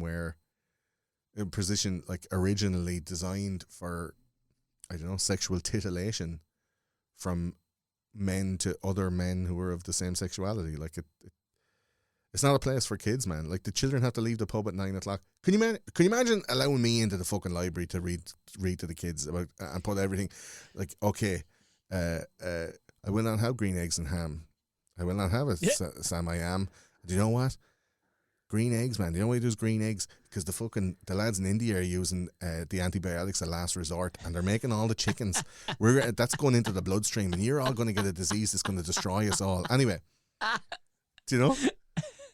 Like Horton hears a who. Do you know why? Because the CIA are beaming fucking microwaves into your brain, and you can hear it like it's the voice of God. They're trying to fucking control your minds, and that's what Horton is hearing. He's not hearing a who. He's hearing the fucking CIA, man. Like, they wouldn't let me near the fucking children. They wouldn't let you near the children to read the story. No. Can you imagine? And then the 3 bears. Hey, would you fucking sit down there, you? You fucking sit down there. Stop climbing there, you. Like, we're not meant to be doing that job. There's people that are not supposed to be in front of kids. And I think if you're coming from the night before dancing on the stage of a gay club and then coming into like read the small children in the same uniform, it's weird. And you know what? I'd hold up my hand and say maybe I don't understand it, and it's fully acceptable too. Have someone come and tell me what I'm missing. I'm fully ready to be wrong. I'm not 100% like, I will never over my dead body. Like, I'm not that. I was the same way. And I just looked and it seemed to be the same thing, that there was just it was a notion that it was to promote inclusivity and diversity in her. And I'm like, okay, I get it. But Jesus Christ, going straight there. Yeah, like, bottom line is it's fucking grown ass men. Yeah. Who are, and I would have an easier understanding if it was trans people. You go, okay, so I get that, but it's not. It's a professional performer whose primary business is in gay bars. And it's like, if that was the case, just leave the pubs open to kids and let them rock in at whatever time they fucking want. And has Ireland already, like, surmounted this hurdle in our culture? Shirley Temple Bar has already broken down all these barriers. Do you know what I mean? Doing the lotto. Oh, just doing the lotto, of course. Yeah. What's Shirley Temple Bar. What's that guy's name? You know what? I've had him on another podcast. Yeah. Paul something or other is his name. He's a nice guy, but he's a working performer. Working performer. Like. Yeah. But people used to go mad seeing him for the telly bingo. People used to be like, "Oh my God, can you see what's on the telly bingo?" Like, they couldn't believe that there was a drag queen on the telly bingo. And then they just get used to it, and it's like, oh, it's grand. But it's just like, there's some things the kids don't need to know about, like, yet. And I guess it's a personal choice. But when you have people fucking going up against school councils and stuff in America, like, whatever's happening in America, it'll be echoed here, like, maybe 2 years later. Yeah. And they're having some serious problems over there with like kids being exposed to stuff through teaching, through the teachers, that I don't think is like, for me personally, is appropriate. Maybe I can be educated on it, and I'll always leave room for somebody to tell me where I'm going wrong. Like, obviously this is a very strange conversation for two straight white men to be having and being so sure, but we're also allowed to have our preferences, and I wouldn't like a man in drag to be reading fucking Goldilocks to my little girl and have her coming home and going, Daddy, why? Tell me more about this chap and his profession. Why was why was that man making his arse cheeks clap mere inches from my face while we were supposed to be reading fucking Aesop's Fables? Like, why was there poo particles coming off his fucking clinker will not arse rapes? Because he was fucking slapping his cheeks like a round of applause mere feet from my mouth. Do you know what I mean? Like, it's not on. Yeah. So we're none the wiser, really. None. We just know that it's gone on. We're none the wiser. Maybe, okay, well, maybe it's a low-level bigotry. They were just like, ooh, yucky. But like, there obviously is a reason to do it. We don't understand it. So somebody who does understand it, I'd love to know why. Oh yeah, yeah. Therein lies the question for August. If you wouldn't mind, if anybody can genuinely enlighten us beyond as much as we've said right now, and please. give us a reason why you wouldn't go with a successful, as Gordo said, a successful mother of two, or successful father of two, or even a trans person. Yeah. Why wouldn't you start there? Go straight to drag is like, Jesus Christ, that's fucking crazy town. Just like a real boring trans man is just like, yeah, so Goldilocks, she had the porridge and needs to be exciting. Like, I don't know, man. It's a weird one. It is a weird one. It is a weird one. Right, moving on to the month of my birth, September. Is it autumn? Is it summer? We don't know. We don't really know. That's when things start to get a bit fun. But there was an incident, and this probably relates back to maybe February as well. And you can give me an insight into this, into the Nord Stream magically exploding. I mean, it just exploded, much like the Guidestones. I used to work with a guy, and he was the worst useless bastard of all time. He'd break iron, as they say, and literally he could just walk up with a broken piece of machinery, and rather than, when you'd ask him why or how did it break, his answer was always, it broke. Now, that's a child's answer. Yeah, what happened? Yeah, I don't know. It broke. Yeah. No, it didn't break. Something broke it. What broke Nord Stream? Well, it's you have to know the significance of what Nord Stream and Nord Stream 2 oil harder. The sequel. Sequel, yeah. The North sequel. Why were they there? They were pipelines out of the eastern part of Europe into northern Germany to deliver,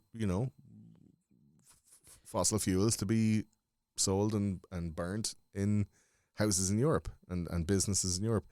There was billions of dollars gone into the design and creation. There was years of, international negotiations over invisible lines in the sea, like who owned what and what country owned what, and eventually they were all built at the cost of billions of dollars. They were pumping millions of gallons of oil into Europe that was being sold for billions of dollars. All the way through since the war started in February, all the way through Britain, Germany, France, all of these countries and America are buying hundreds of billions of dollars of oil still from Russia, even though they're at war. So what's the fucking crack there, right? And the sanctions that America wanted to place on Russia were like, well, we're not going to buy as much oil. And then Russia's like, okay, good luck. It's going to be cold winter. And they're like, okay then, right? Yeah. So this story was set up like Nord Stream was blown up by the Russians to cut off the supply to Europe because they saw Europe as the enemy. Now, there's so many reasons why that's fucking poppycock bullshit. Russians footed the bill for it. They're the ones who were going to be making the money off it. They knew that Europe wants to buy their oil and they were still providing them with oil because they're not at a war with the Western powers like Russia's the best in the world. They're You'd be almost at cutting war. your nose off to spite your face, really, Exactly. wouldn't it? Yeah. Exactly. They're kind of in a defensive position, like an attack is the best defense, right? So they're trying to, like, in their mind, save their Russian comrades in eastern Ukraine.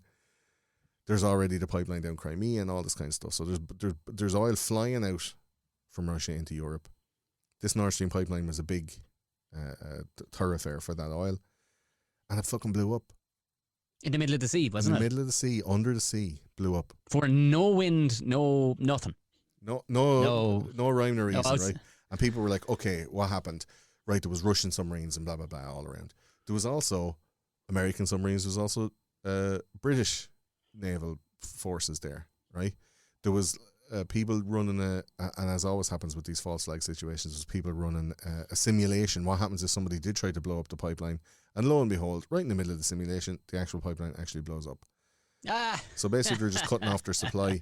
There's a massive conspiracy around this, but suffice it to say that Russia wouldn't, in my eyes, blow up their own pipe that they paid for, that they negotiated with all the countries in Europe, like Finland and Norway, and all, like, to get all the way down through that North Sea, to get out of Russia and have access to the sea, which is not really, it's not really that widespread on the western coast of Russia. You have the little Baltic Channel there, and you're out in the North Sea. Like, it's a long time negotiating that, billions of dollars making it. Why would they blow it up when they could just, like, turn the switch, because they were the ones sourcing the whole thing.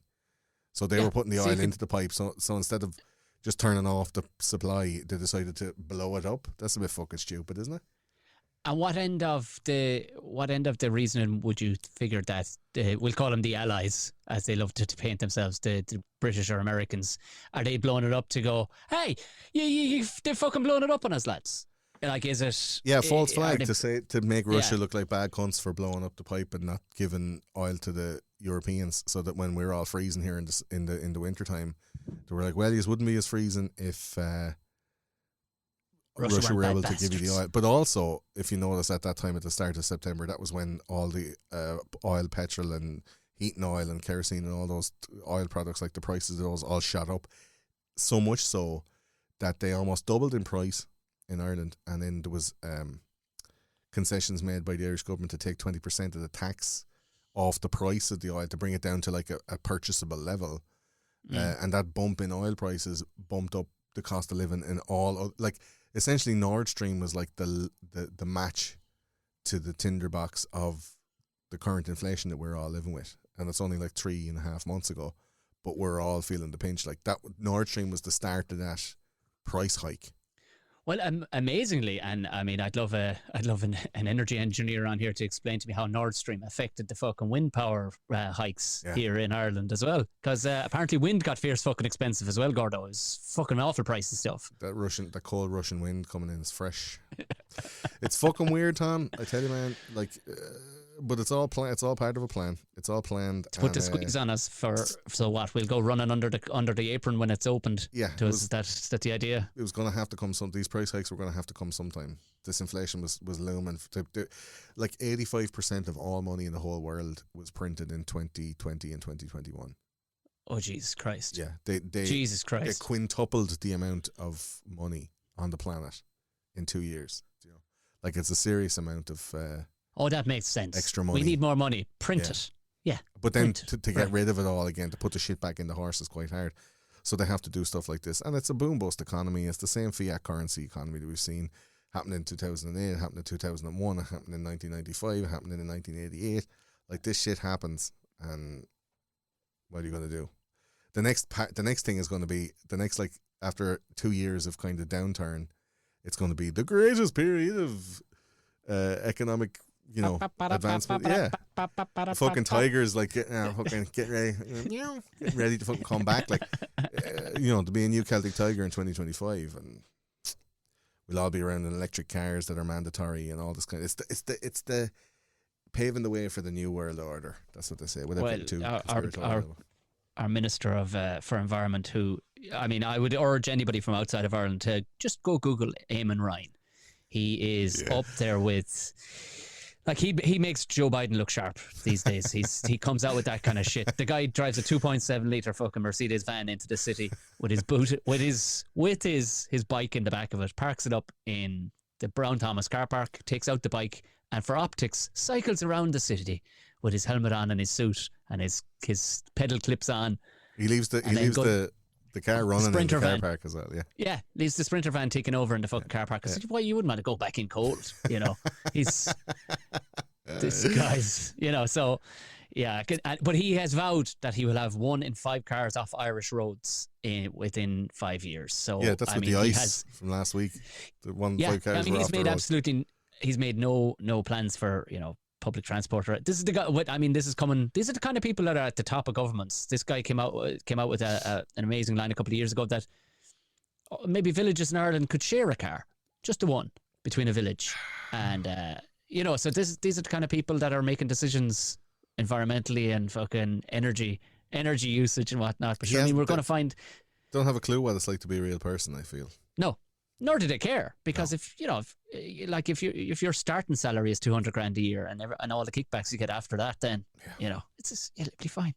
Anyway, away from the depression of all of this and move on to everyone's favorite kind of strange South African who now has an American accent, but is the owner of Twitter. It is, of course, the Tony Stark of our real world. It's Elon. Fucking. Nobody ever took the piss out of that name, like Elon Musk. I mean, come on, Musk. I mean, nobody even tried. Rick and Morty did, and they called him Elon Did Tusk, they? and Good. they turned him into a walrus in an alternate universe. But that's the only time I've seen him be. But the Musk of a man, like the smell, just like Brute or Old Spice back in the day, But Links South Africa. South Africa, amazing. My question on this is, I mean, there was a whole. He was going to fucking rule the fist. He was going to bring everybody back who was banned, and he was going to allow free speech and everything. He does seem to be banning a couple of 1 or 2 journalists that seem to be fucking going against him, which is fair enough. I don't know. I mean, I'm not.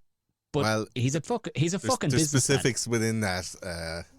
Yeah, I mean, they were the ones that were following his plane. You know what I mean? Which is fucking fair They're enough. doxing him. They're doxing his current location, which is a security risk. Yeah, when you're the richest man in the fucking world, it is a security risk. The thing I wonder is he, do you genuinely believe him? Because he's been a good guy in inverted commas and trying to do the right thing for the longest time, it seems, but he's a fucking businessman and nobody gets that rich, Gordo, keeping your hands that clean. Of course. I think Elon started off with the millions that his father made from the emerald mine that they had in South Africa. So like his origins come from questionable sources, right? He made X.com. This is all top of my head stuff now, so as far as I know. He made X.com, which is bought in by PayPal. So people say, like, he created PayPal. He created, like, a function of PayPal before PayPal existed that was amalgamated with another service. He got bought out, and they gave him a big nest egg to be able to start off with a bunch of other different businesses. He, I feel, is probably on the spectrum. Yeah, he is for sure. Yeah. He is a troll, and he has a great sense of humor, if a bit odd. And I think some of the shit that he's doing on Twitter now is, like, ostensibly hilarious, but in some ways, like, provoking a bunch of people that had thought, like, this is our country, like, put their flag deep in the ground and went, Twitter is ours. And he comes in from the top and just goes, no. There's a lot of people are really mad. I think Elon's a troll. Like, he loves 69 420. He has all this fucking weird, like, it's like, hello fellow kids. Like, he has all this meme culture as part of his day to day. And personally, I think he's probably an alien that's trying to boost the human race to a level of technology that can get him back to his home planet. That's a certain possibility. Yeah. More likely is that he's like a gifted, highly intelligent, highly functioning businessman who's on the spectrum, who doesn't adhere to regular social norms, but he's not in the psychopath group, which dominates that level of, like, business acumen. A lot of those people that are at the top level, like those billionaires and CEOs, like Fucking maniacs. they have They're that maniacs, 2% like. gene where they're just psychopaths and they have no emotion and no, none of that. I think Elon, like, he's a visionary and he likes to take chances, and he has the means, the motive, and the opportunity to be able to have like big impacts on the human race, which I think plays into his ego, which is a weakness. But I think overall he has like the benefit of mankind at the forefront of all the stuff that he does. Like, look what he's doing: electric cars, global satellite internet, energy production and battery technology that will be able to give like significant improvements to rural communities all over the globe with those like ginormous batteries that he's able to provide. Like when Australia was having brownouts last year because they weren't able to produce enough electricity, he just like went, "Come here, $300 million, I'll ship you a load of fucking batteries for nothing." And he just, if anyone asks, tell him Elon sent you. Like, sent them all over. And there's people out in the backwoods of nowhere in Australia going like, "Thanks very much, we can fucking boil the kettle now." Like, do you know what I mean? So the shit that he's doing, like Twitter, 44 billion, was it a big, did he take a big bath? It definitely wasn't worth 44 billion according to the pundits and the moguls. But I don't think he spent 44 billion, Tom, on a website where people are fucking giving out to each other for shit that they said 11 years ago, right?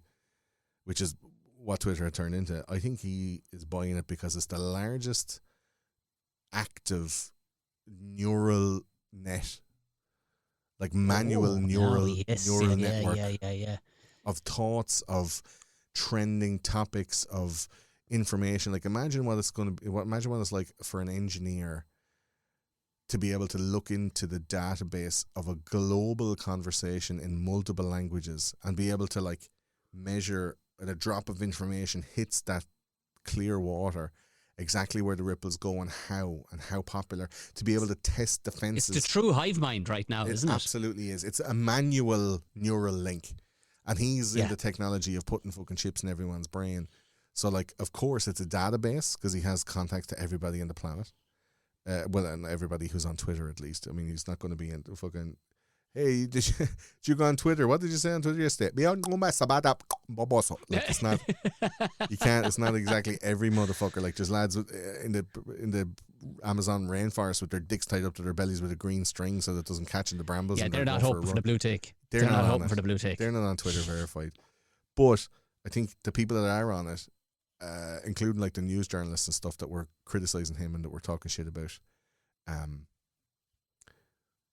they're creating like a toxic atmosphere culturally, and Elon is based and he doesn't want to have that. So he decided, you know what, I'm going to buy it and I'm going to change it. And all the things that he has been doing and all the terms of service and stuff that he has introduced, like he started banning a bunch of people who were pretending to be other people or pretending to be him.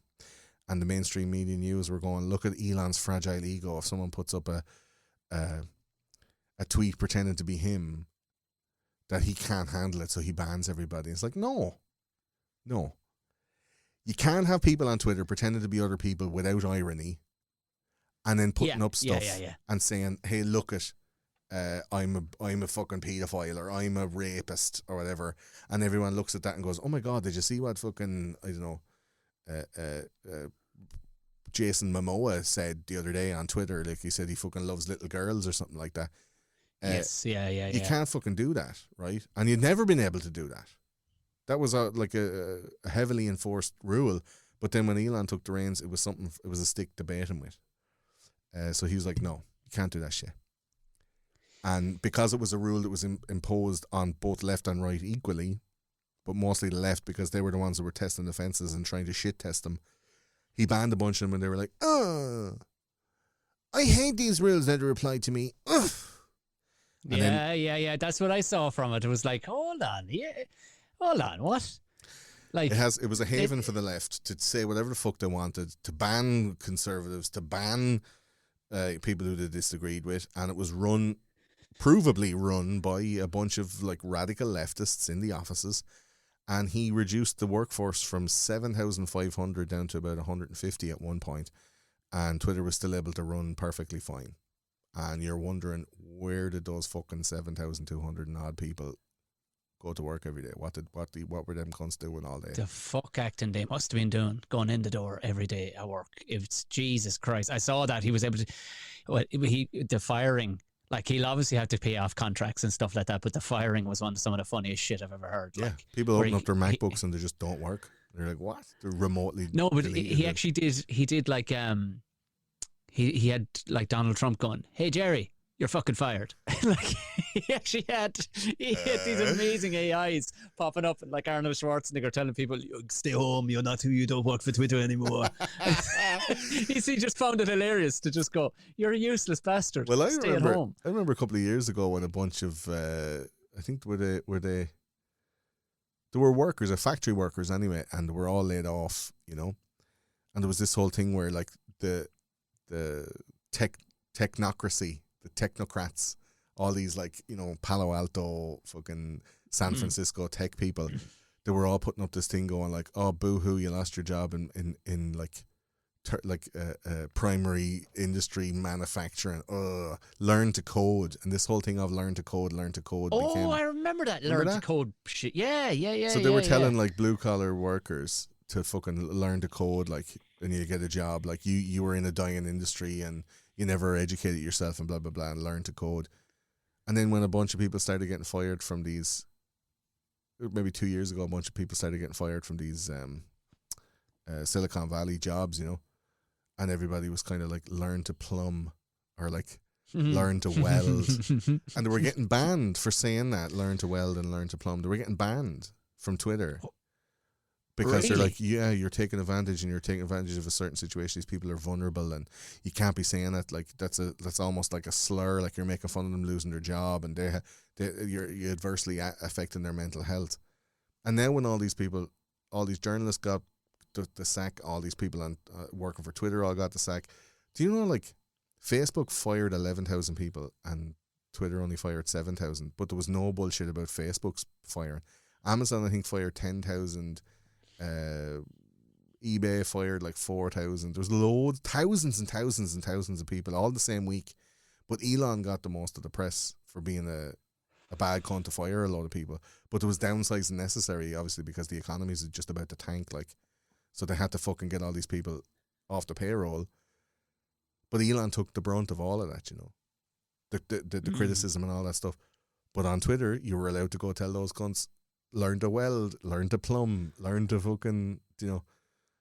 And you weren't getting banned anymore. And they were fucking raging. Because the last time everyone got banned. So it's like one rule for me and another for thee. They were delighted when they were in charge. And they're just fucking sick now that this stuff is allowed to happen. And they're criticising stuff intellectually dishonestly, like that thing you said about banning the journalists. They were doxing people's current location, and while that was allowed before, they were doing it now, and there was people actually like going and trying to, I guess, like attack the people that they were tracking. So it's like you're not allowed to reveal the identity, location, or status of like a person who's living, who has an account, like a public figure like that. You're not allowed to paparazzi people. Like, there's laws around it, and Twitter's abiding by not only the law but their terms of service that have always been there. It's not like they've changed. It's just now they're being enforced because they're not being pointed. He never struck me as being overly right or left wing. I take him more as you said, he's on the spectrum. I don't think he leads either way. I do think he's quite up the centre. And yeah, there he is smoking a joint with Joe. But that smoking a joint with Joe was a master stroke. I want to believe. Oh, genius for what it did to shares. Yeah. He wanted to, he had lost a load of shares and he wanted to tank the price so he could buy a load of them up. So he smoked a joint in Joe Rogan. Tesla stock plummeted. He used his ready cash to buy a bunch of shares. Like, this is a fucking big game. And everyone's like, he's playing like 5D chess, like, and everyone's like, oh, what, Elon fucking 44 wasn't worth 44 billion. And he's like, when I'm able to fucking plug all the data from Twitter into the chips that I'm going to be putting into your brains, it's going to be worth 44 billion. It's going to be worth 10 times that. What are you talking about? Of course it is, because that is the number one. Yeah. It's the number one product nowadays. Like, it's better than any fucking mineral, anything you can dig out of the ground. 100%. Data is the number one thing. So I think it's fair to say that you've affirmed what I thought about the man who went digging fucking tunnels around LA to alleviate traffic. like but I they're thought it was a great exclusive. idea. They're exclusive for Tesla cars only, though. That's the thing. Like, Yeah, that's but genius. That's what you do. You when have a Tesla car, and That's it's what you like, do when you. good morning, That's Michael. what you do. Like if you're fucking Gillette, you don't start selling fucking razor heads that'll fit a Wilkinson sword. You know what I mean? Yeah. You just make fucking. That's just business. Anyway, moving swiftly along into November, which is clearly in better parts from, I suppose, recent memory. But Christ Almighty, it moves with so much info these days. This actually felt far further back. It feels like because months ago, man.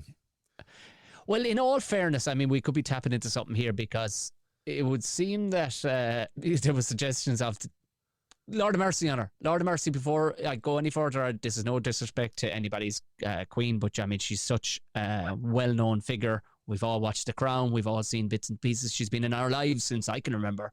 Christ, she's been in everybody's life since anybody can remember. But it would She's seem been in that most the people passing on the of- planet's life because she's like 100 years old. So I Yeah. say most people on the planet.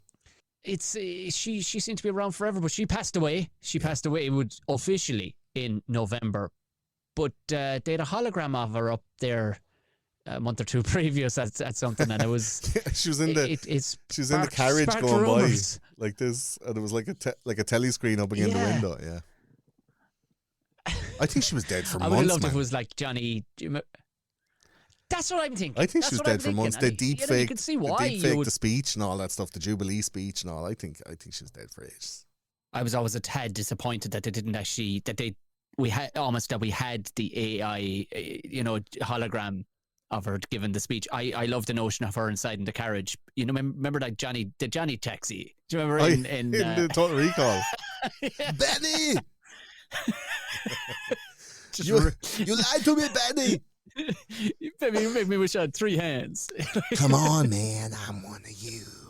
Fucking freaked me out as a kid. Benny. And talking about Elon Musk fucking hole borers. That's all. That's what it was in Total Recall. I think the Queen was dead for months. I think. Yeah. There's a lot of rumors, a lot of kind of people saying, "Oh, where is she?" London Bridge is falling down. There was That's a big the code, wasn't it? Yeah. I mean, mean, loads of royal protocol to make sure that everything was done to the letter of the law and all this kind of stuff. I think it's maybe because I'm not English. If you're English and you love the royal family, maybe it's a different vibe. I think for sure it's too heavy. It's too heavy news to drop at a random point in such a pivotal year that 2022 has been, with so much hairy stuff going on. You have to find a slot for it. You can't. Death is too random. Do you know what I mean? That you can't just fucking go, oh, well, I suppose we better go tell everybody. Something as, like somebody as, I suppose, almost otherworldly, like a pope or a royal.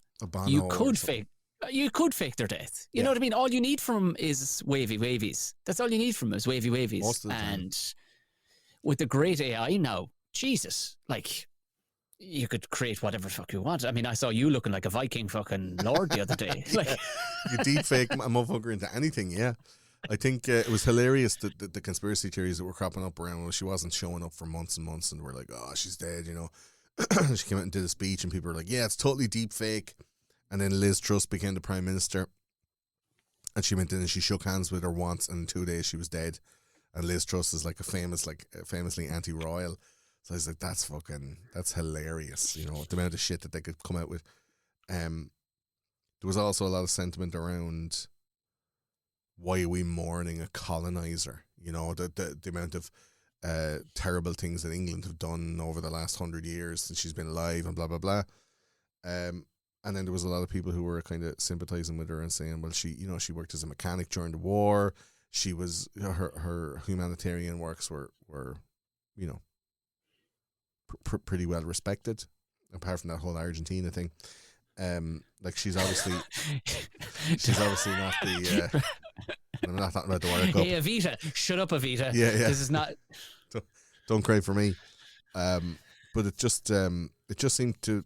I don't know. There was like mixed emotions around her death. But as you said, there's a certain set of protocols, and it's not something you can just drop on somebody. There was news happening all around it, and it just happened take that 7 to 10 days. There's like the rule on the BBC where you're not allowed to play like upbeat music for like, I think it's 3 or possibly 7 days after the death of a monarch. You're not allowed to Is be that like, right? yeah, like it's a rule that has been put in for 40 or for like 70 years or whatever, how long she was the ruling monarch. But yeah, they couldn't be. I fell in love with the shape of you, but the shape of you was a coffin. So you can't have that kind of. Well, fancy. I mean, if Dermot Kennedy was actually, from Britain, he would have made a killing if he timed the right thing, because his stuff makes everybody cry. Like, so, I mean. Oh, stop the world! We give it a bit of Narny doing the Queen.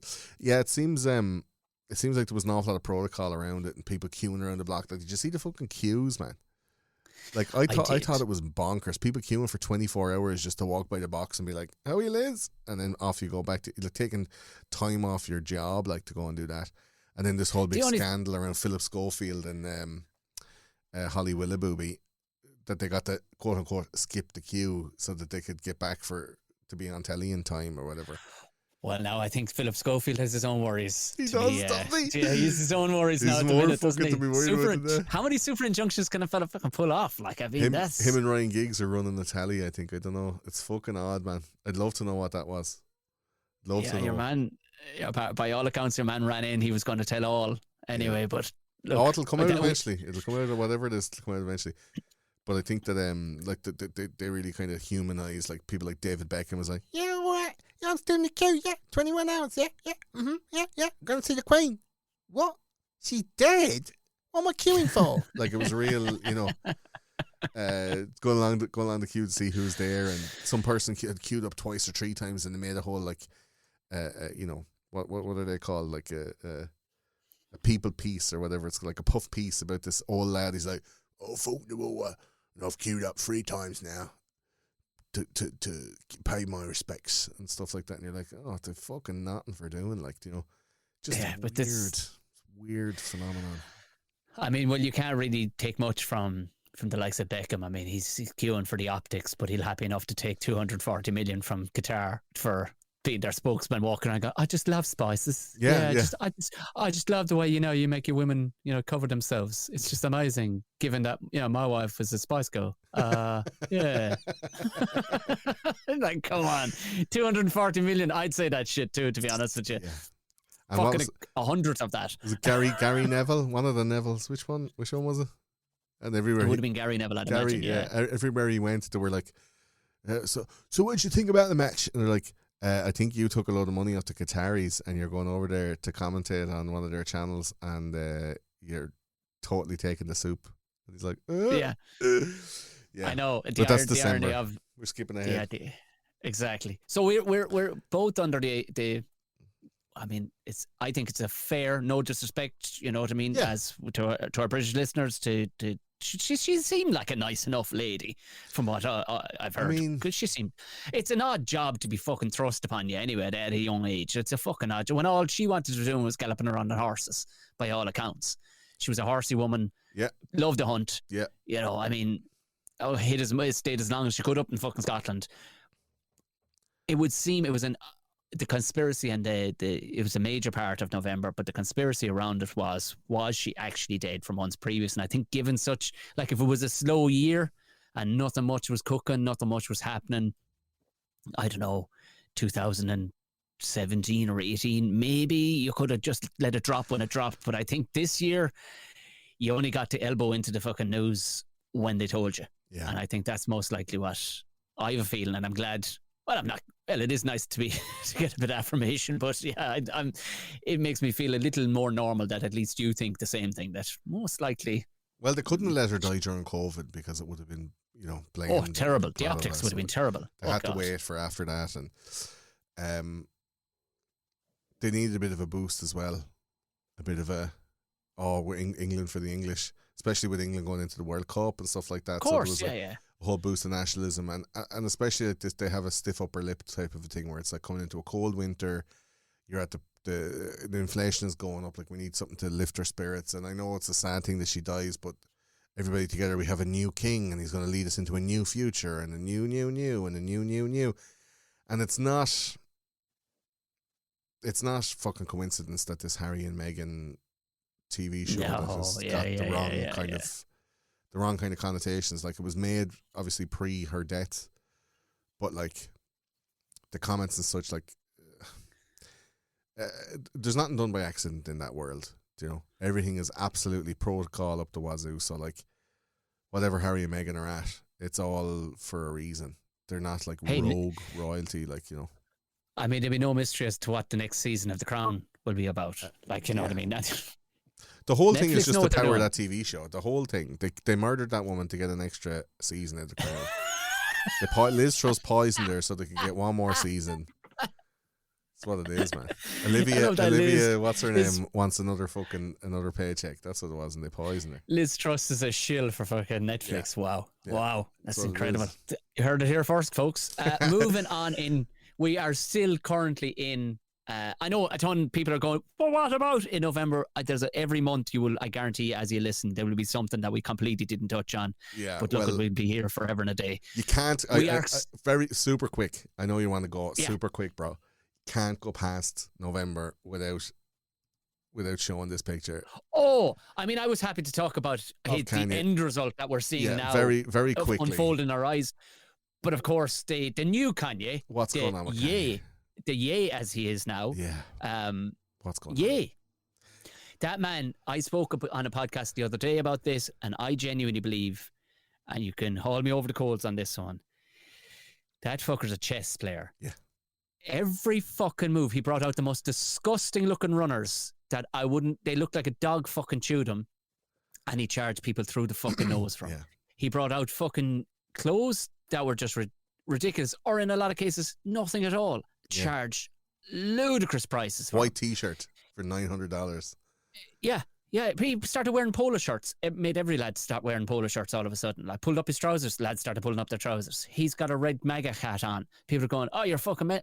Then all of a sudden, his music will always sell hard when he's coming out with his controversial, crazy shit. And I think he's coming with something huge musically or creatively, or he's completely gone off the fucking table altogether. But I think he's that much of a mad fuck that I think he's pushed away all the people that had him in a headlock in one mode or another. I don't think he's flipped. I think he's got a plan. I think he's totally compos mentis. He's denying that he's being controlled anymore. He was talking about like his personal trainer was saying, like, if you don't fucking do as you're told, we're going to put you back into zombie land. Like, we're going to medicate you into bits so that you won't be able to see your kids or have a life anymore if you don't do what you're told. And I think no more than Prince before him, like, Prince changed his name to the artist formerly known as Prince because his actual name, his middle name is Prince or whatever. And he had his name on the contract that he signed with whoever. And because he signed away his likeness, signed away his name, he couldn't use that name anymore. So he became that symbol, and he was able to then exist outside of the confines of that contract. I think Kanye is doing the same, moving from Kanye West to Yeezus or whatever. He claims that they killed his ma, Donda, and that was his sacrifice for success or whatever. And there's so much mad shit coming out. Now, not to mention anything that he's talking about anti-Semitism or loving Hitler or anything like that. Like, that's all, I think that's all just a tool to be able to make himself so undesirable to these people that have control over him that they'll get out of the contracts, like getting out of contracts with Adidas that he was in for years. And he's like, he got to get out of that. He got to get out of record contracts. He got to get out of all these different agreements that he had made and become free. And is he taking the piss by saying all this stuff? Does he really mean it? I don't know. But I definitely can see the results of saying those things, which are ultimately beneficial for him. Well, here's the thing. Freedom, if you've let go, say you're a big agency, you're a big record company or whatever, and you've let go of your big pony that was selling you all sorts because of the rhetoric he's coming out with, you're like, lads, we have to get rid of him. They're like, yeah, but he sells a lot. No, lads, we have to get rid of him. He's going to bring us all down with him. Fuck. He's still young enough to create a load more fucking music. Yeah. Now he's out in his own. All of a sudden, he starts building his own stable. and now he's got his own fucking stud farm.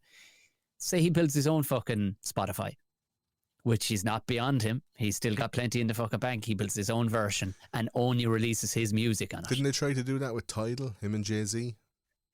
They did, but you'd still want to come back and bite it again, wouldn't you? You would, yeah. Do you know what it was? Not enough noise was made. Yeah. Look at him now. He's coming out with this mad shit. All he needs to do is one apology and say, look, I was going through a dark place. My brain had fucking toxins in it. I was on withdrawals and what the shit they had me on. I don't think he's going to ever do that. He's coming out and saying that that's not happening. He's not going through that. Like, that would have been the time to apologise, is in the time after what he said. But maybe, I think he's taking it all the way to the base. Like, it's very hard to know because he's not a disingenuous person, but he's definitely he's a conniver. Like, he knows exactly what he's doing. He's able to manipulate the whole public sphere, like, no more than Kim can do. Kim puts out a fucking picture of her pouring champagne on her arse cheeks and breaks the internet. Like, Kanye knows how to fucking... it's a world audience, and we're all worse for fucking looking at it the whole time, you know? Oh, yeah. It's the intrigue of the... Like, I think he's trying to one-up himself, to be honest, with the mad shit he's coming out with now. Whether he believes it or not, I mean, ironically, you know, his admiration for Hitler or whatever that he was coming out with. I mean, if he stood in front of Hitler would shoot him in the head, you know. Yeah, but I think what he was... And here's the thing that they'll have on the front of the paper now. Gordon says, I think what Kanye was trying to say...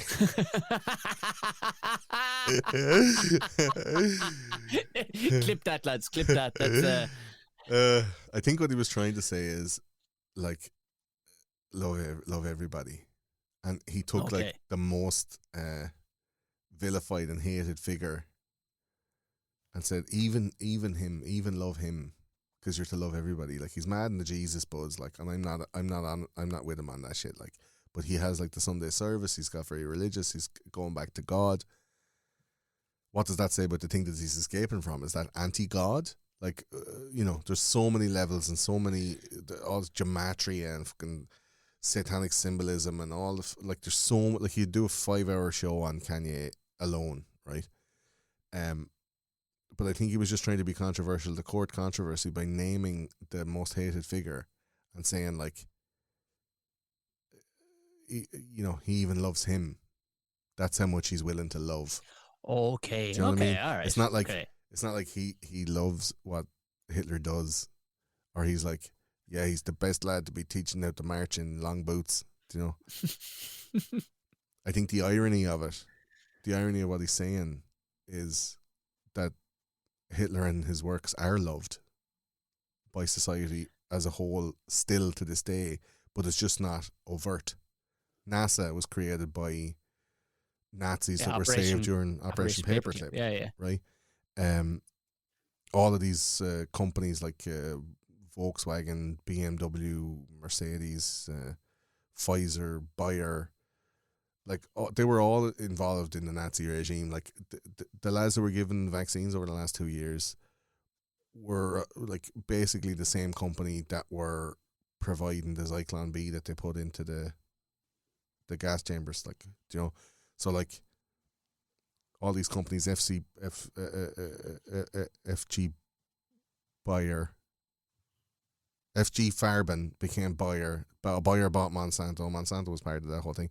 So it's like, Mother God, yeah. all of those companies all together. Like, Monsanto was the company that fucking came from a Nazi created company to go off and make those chemicals that they sprayed on all the people in Vietnam that they're still causing them problems, napalm and Agent Orange and all that stuff. Like, so, like, we still do love what those people have done. We just don't do it overtly. And Kanye was just saying, like, pointing out the irony of that. Like, people that still dance to Ignition. Remix to Ignition, hot and fresh, and I'm pissing. Got them rolling them bodies and making sure she's a teen. Like, it's fucking... It's the same shit. Yeah. Like, you dance that song, you dance the Michael Jackson songs, even though you kind of have a suspicion that he may have licked a small child's arsehole.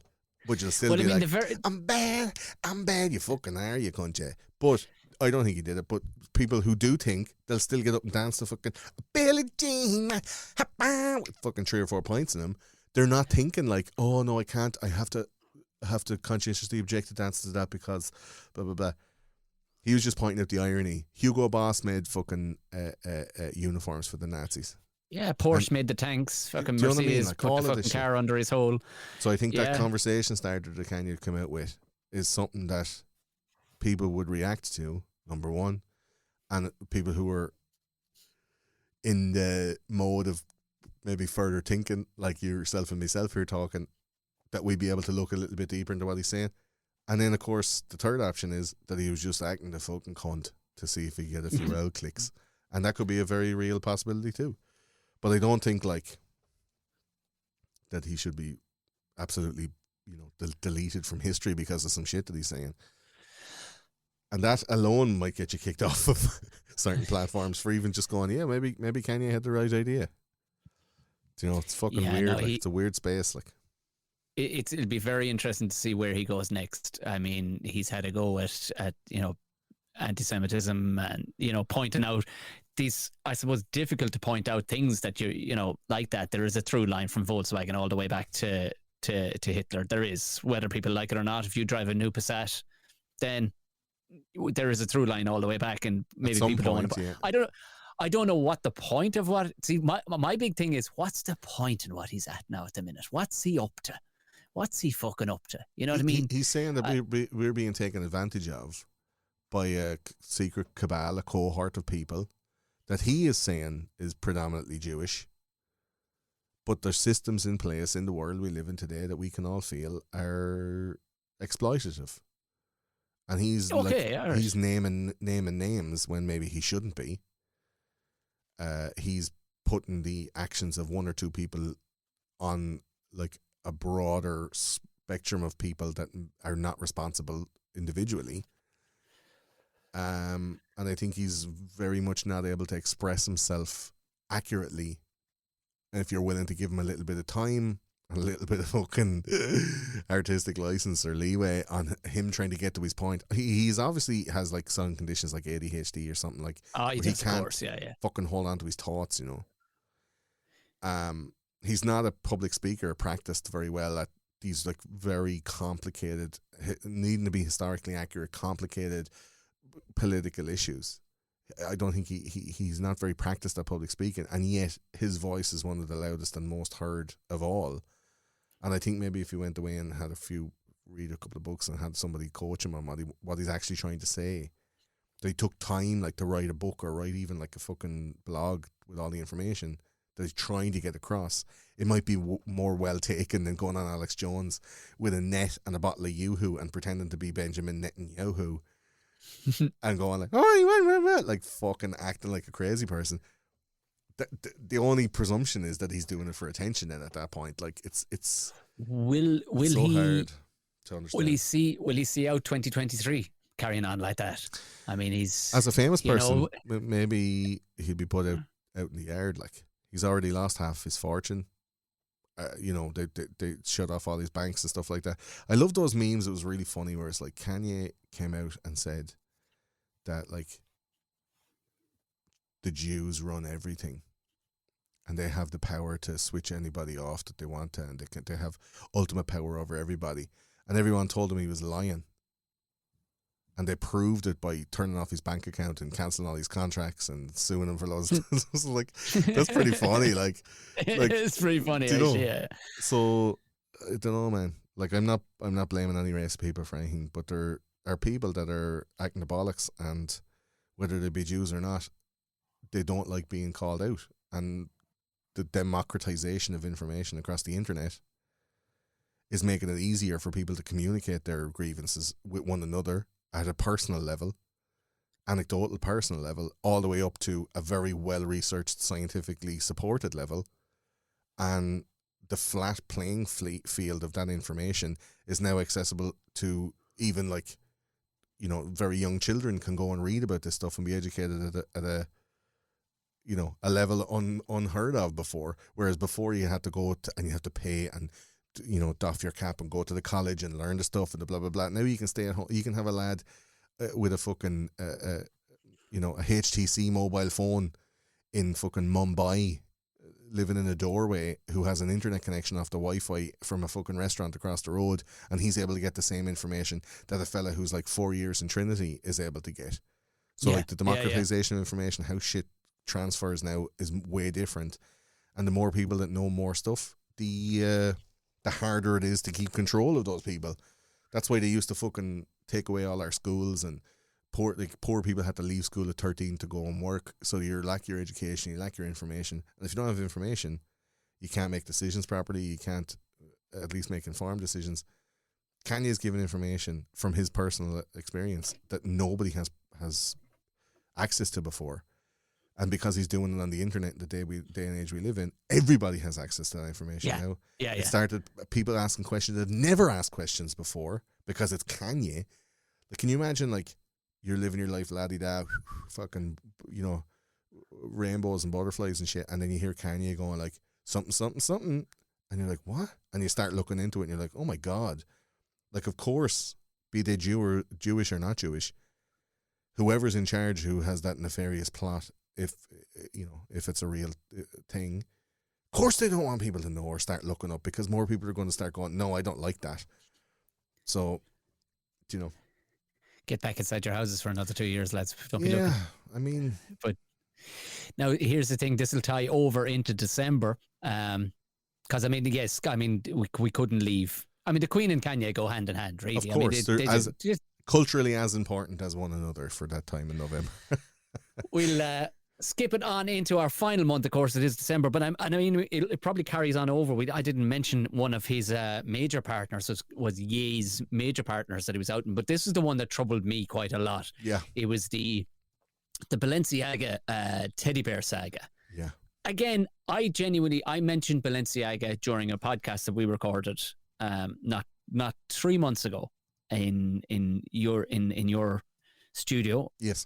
How you enlightened me on what high fashion truly is about. It's about kind of pushing the limits of taking the piss, because I couldn't grasp when mates of ours were sending me pictures knowing that I have a temper and I can't deal with shit, like things that are actually ostensibly shit. Like, no, this is stupid.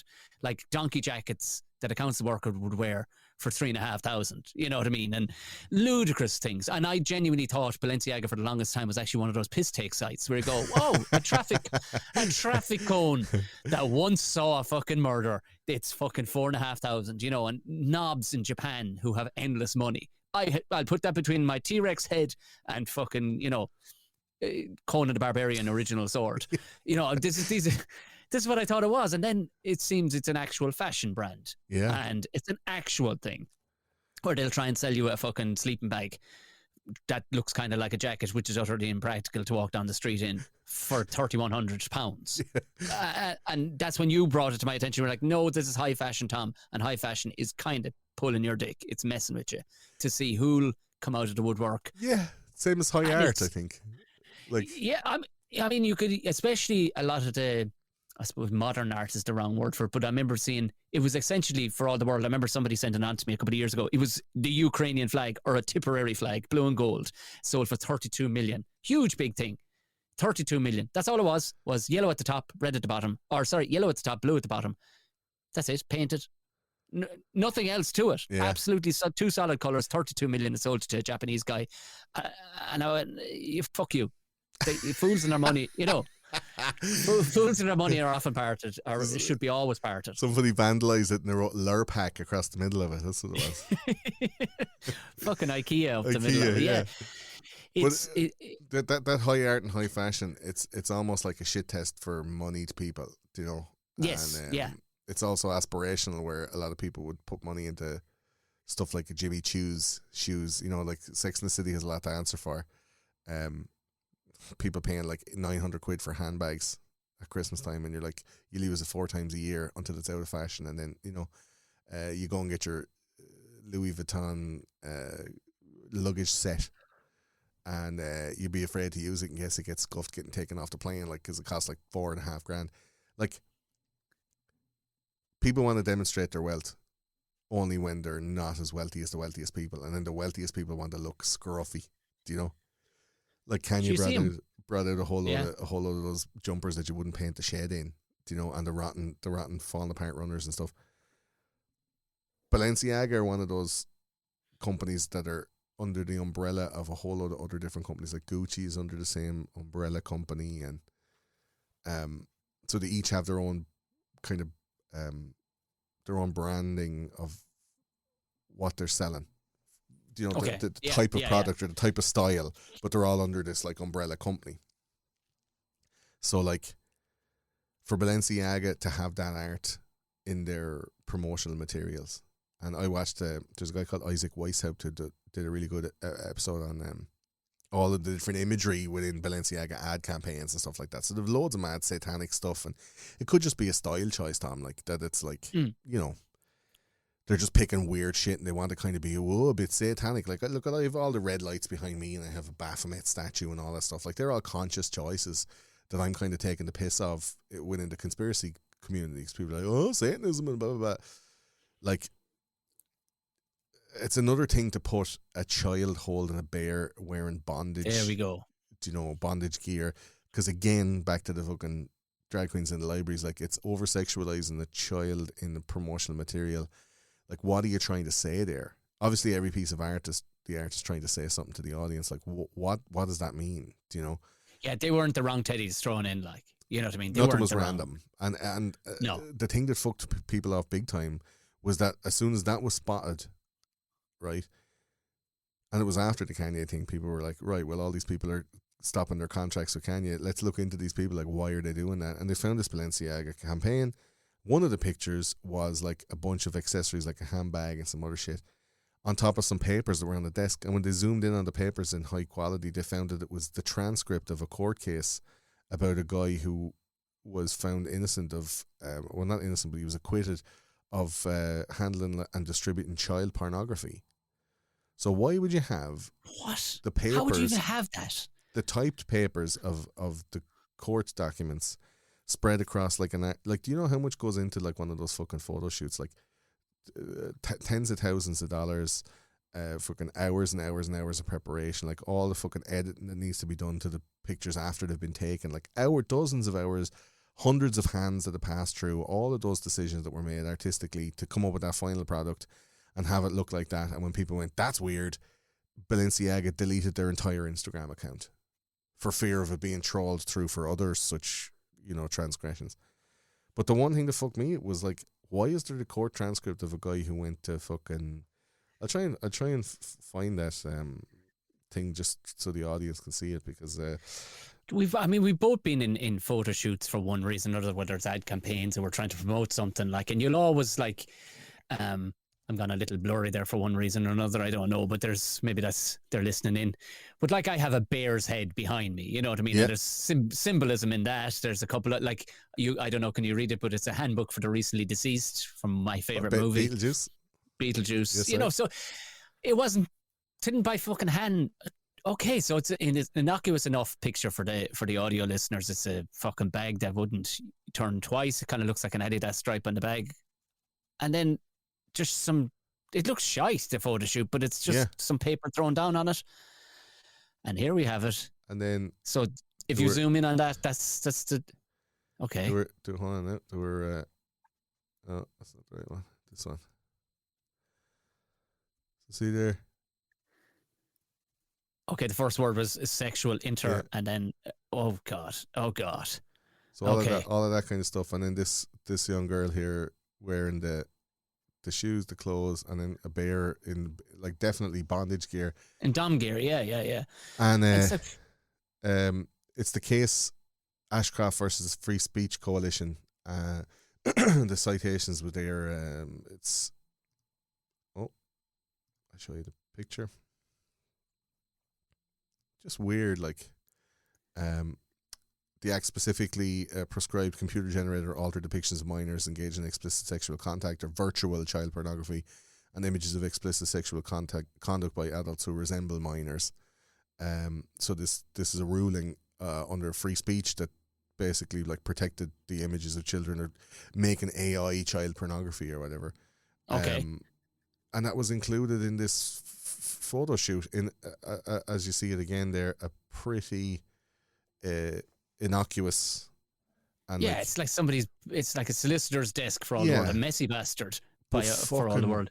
very purposefully placed. Like, why would you have the particularly lighting that set up on that day, the everything, like the type particularly of timber that desk is made of, everything would be very specific and very like deftly chosen. Like, why choose to have that right beside the product that you're trying to sell? And like when people looked into, and the minute it was pointed out, the whole Instagram account went away, and it's very suspicious. Like, you know, very suspicious. There doesn't seem to be any, and it was hilarious. Like right at that time, I know I joked about it at the top, but right as Balenciaga was out with that, the day of it, Liver King's emails were hacked into, and all that he was taking, and he had to come out and apologize. But I mean, you're apologizing for what? It's like, what are you apologizing for? Like Pamela Anderson saying, "Sorry, she has fake tits." Like, yeah. Of course you do, man. Like, but and there was outrage, but this went away very quickly. Like the Balenciaga thing, there was just a few people commenting online in their bedrooms and stuff. You know, went into conspiracy world. It went into lads like deeply analysing all the art from all the past campaigns. But not only that, but like looking into like the guys who run the company, the lads who run the umbrella company, what they're doing with Gucci. Gucci has a little bit of trouble going on now. Like, there's an awful lot of really deep cuts like in this, you know, scandal that only came to light when somebody noticed these little teddy bears and went, what the fuck?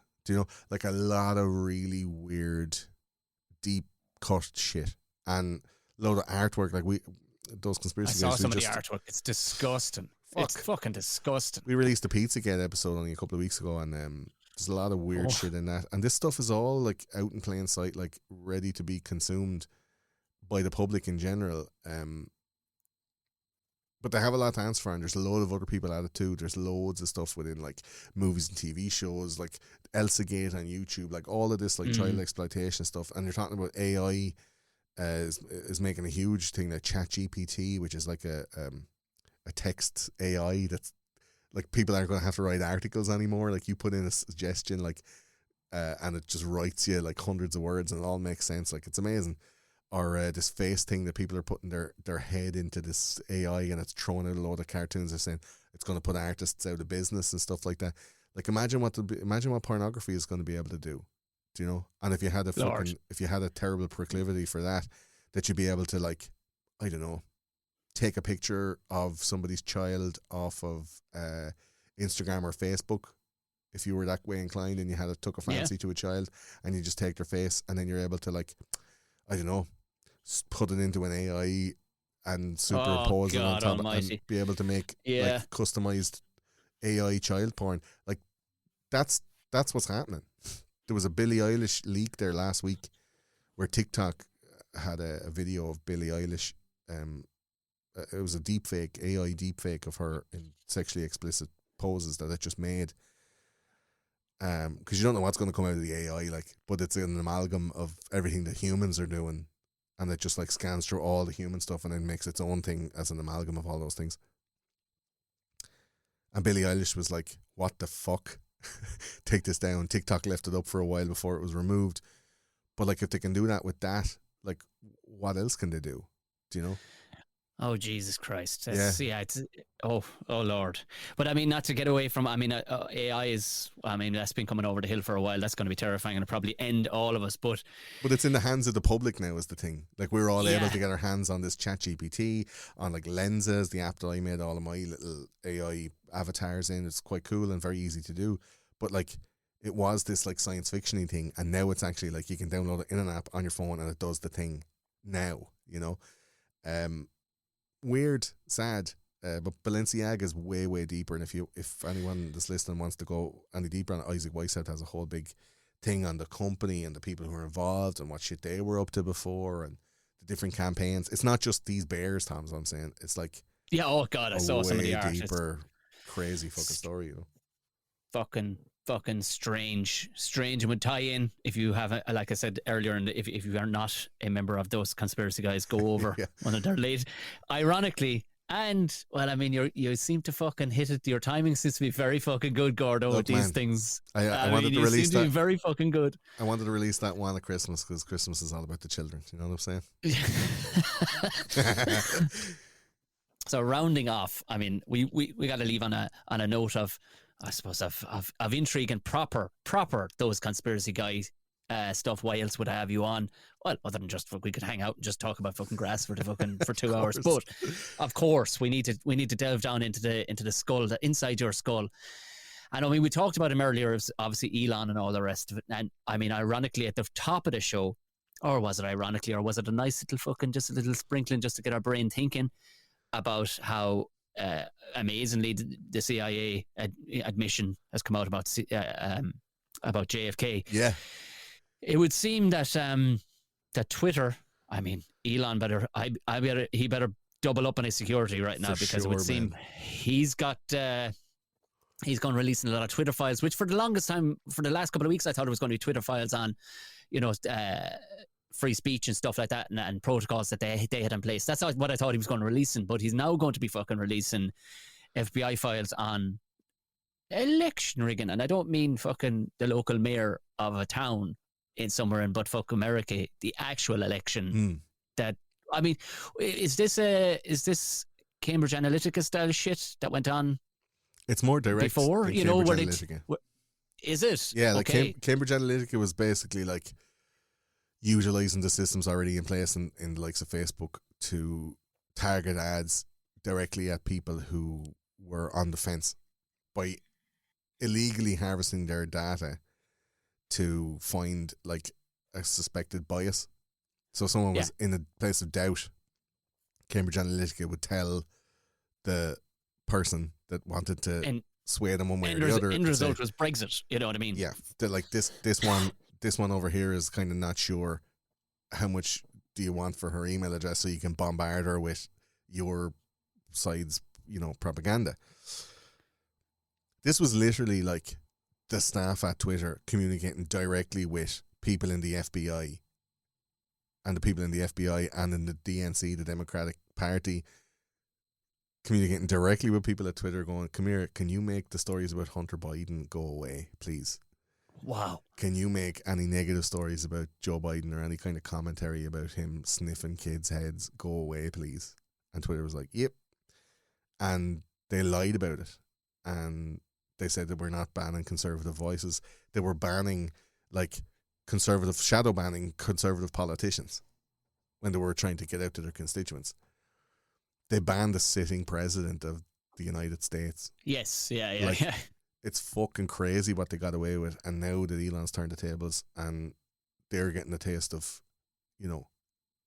indiscriminate terms of service being applied improperly across the board. Like, the terms of service that were there before are the same ones that are there now, and nothing has been changed.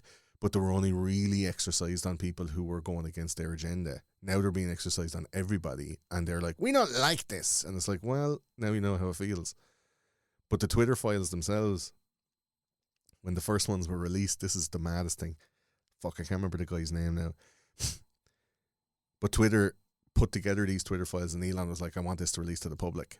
And the first lot that came out was missing everything to do with the FBI. And people were like, Elon, I thought you said that the FBI were all part of this. And he's like, yeah, the one thing that I read was, why is there nothing out to the public? And they went and looked, and the last fella's hands that they passed through before they got released to the public, fuck, what's his name? James something. What's his name? An employee? He was an employee of Twitter, but he was a former employee of the FBI. And they think that he was a plant put into the Twitter organization by the FBI as a kind of a go-between. And he put the black marker on all of the stuff. And immediately Elon found what he was talking about, what he had redacted from what was released, fired him, and people were able to then use the old version without FBI stuff and the new version with FBI stuff, because there were huge dumps of files, to be able to find exactly what your man wanted hidden. And it was like this crazy shit. Like the FBI and all of these politicians working with Twitter to change the public narrative, to quieten stories that were damaging to, Biden and that cohort of people. And then to like go and find people who were collaborating, they were reading people's DMs, which they promised they weren't doing. They were shadow banning people, which they promised that they weren't doing. Shadow banning is like when you think you're posting and you used to get like 10,000 likes, now you're only getting like 1,200 likes. You've been shadow banned, like you've been unofficially removed from view for like the majority of your followers. or Yeah, whatever. I was there before, and somebody told me you pretty much had to type in my full name Yeah. to find me. That's the thing. So like they were doing this to a whole load of people, and people were like, "Oh, Twitter's not working the same," and it became like, you know, uncomfortable or, you know, not productive to use, so they just stopped using it. And that was what the people who ran Twitter wanted. They just wanted their own people all using it, sniffing each other's farts and fucking, you know, rubbing each other's dick shafts. And now that Elon's taken over, he said this is not happening and released all these Twitter files, and it's fucking blowing the place up. But still, it's not getting as much coverage. No, You it's know not. How much child exploitation? Like, you could literally go onto Twitter, and if you were if you were of the proclivity to do so, you could get child porn like right on Twitter. What? Yeah. Videos of child exploitation, pictures and images being shared in DMs, all this kind of stuff. Fuck. 300,000 images and videos living on the Twitter servers. Like, there was accounts that were sharing them out and they weren't being banned. They were being reported but not being banned. And then there was a whole bunch of people that worked at Twitter that had gone through the review process of these accounts as they'd been reported and went, no, there's nothing wrong with that. So obviously they're What? like pedo sympathizers, you know?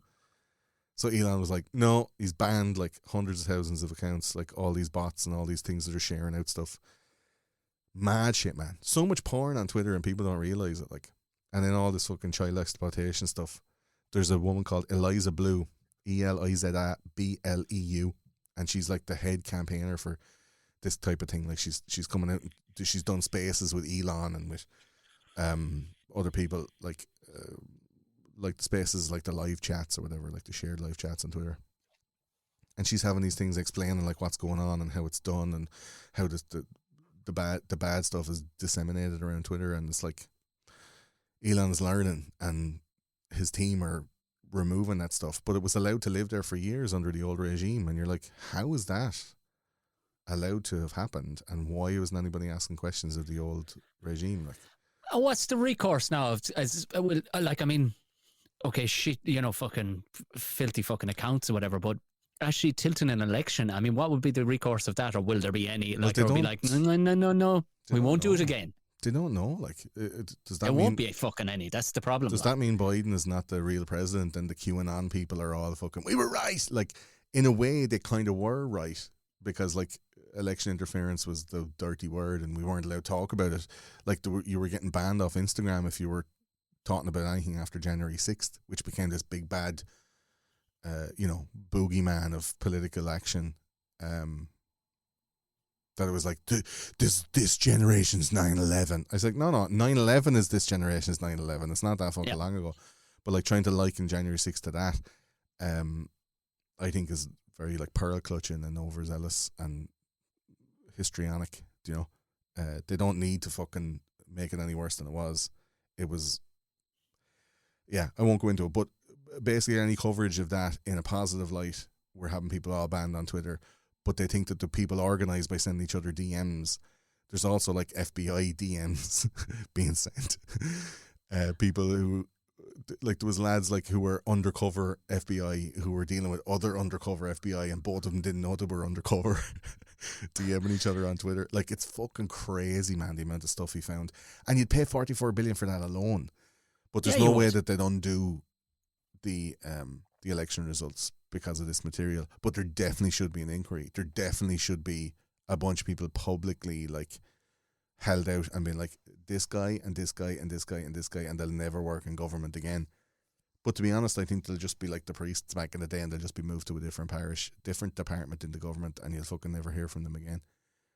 Oh yeah, because I mean, it would rattle the foundations of the whole thing. And to keep the status quo. Don't be fucking around with it, because heaven forbid we'd have to fucking rewrite everything again, because this would undermine everything that's gone on in the last 3 years. Like wow. The It's fact crazy. that they were, and that's only a tiny slice, Tom. Like, the amount of stuff that's there is phenomenal. Like, if I was Elon, I'd find a mountain, I'd hollow it out, yeah, and I'd move in there for a couple of months, because Hank Scorpio style.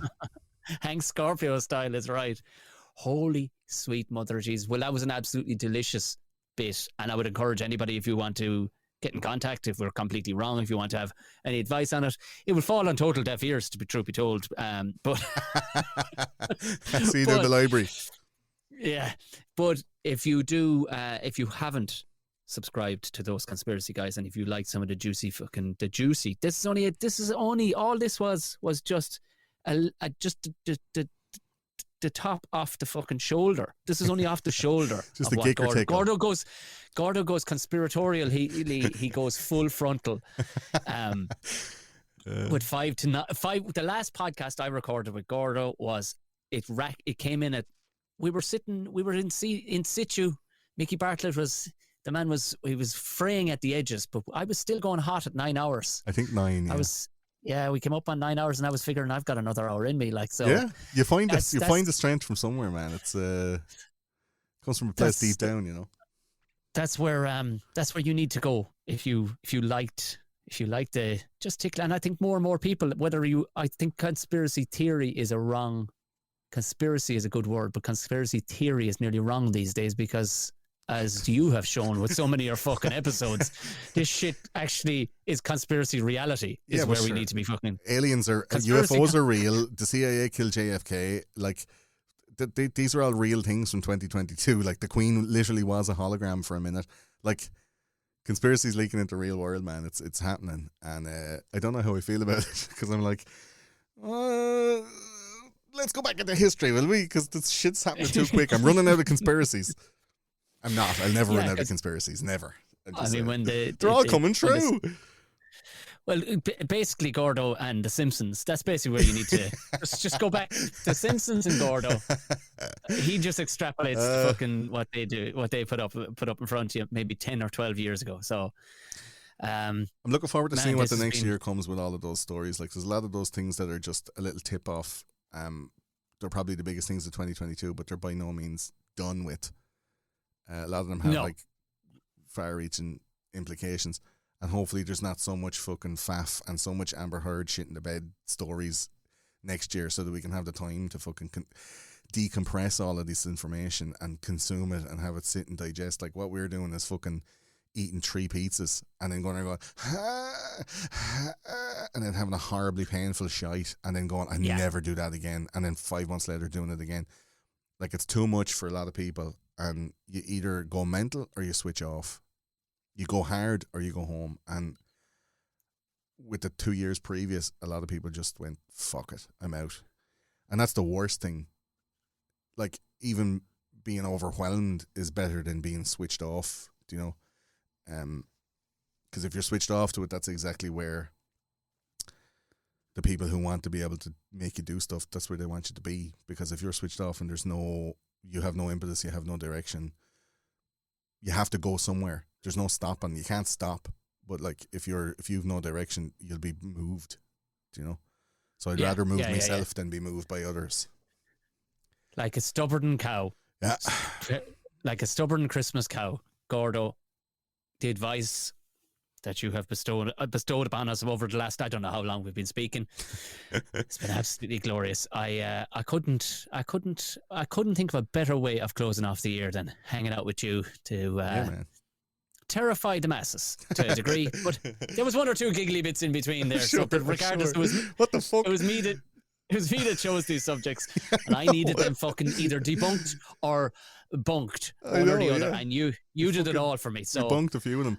I like, it's very hard to make comedy of it if it wasn't. That's all just from memory of like the year. I was like, oh shit, I took like 4 Alpha Brain and I was like, work memory, like trying to fucking log into shit, like, and remembering cunts' names and dates of shit that happened. But like, when you think about that year, you're like, holy shit, did that all happen in 1 year? And that was just like 15 topics.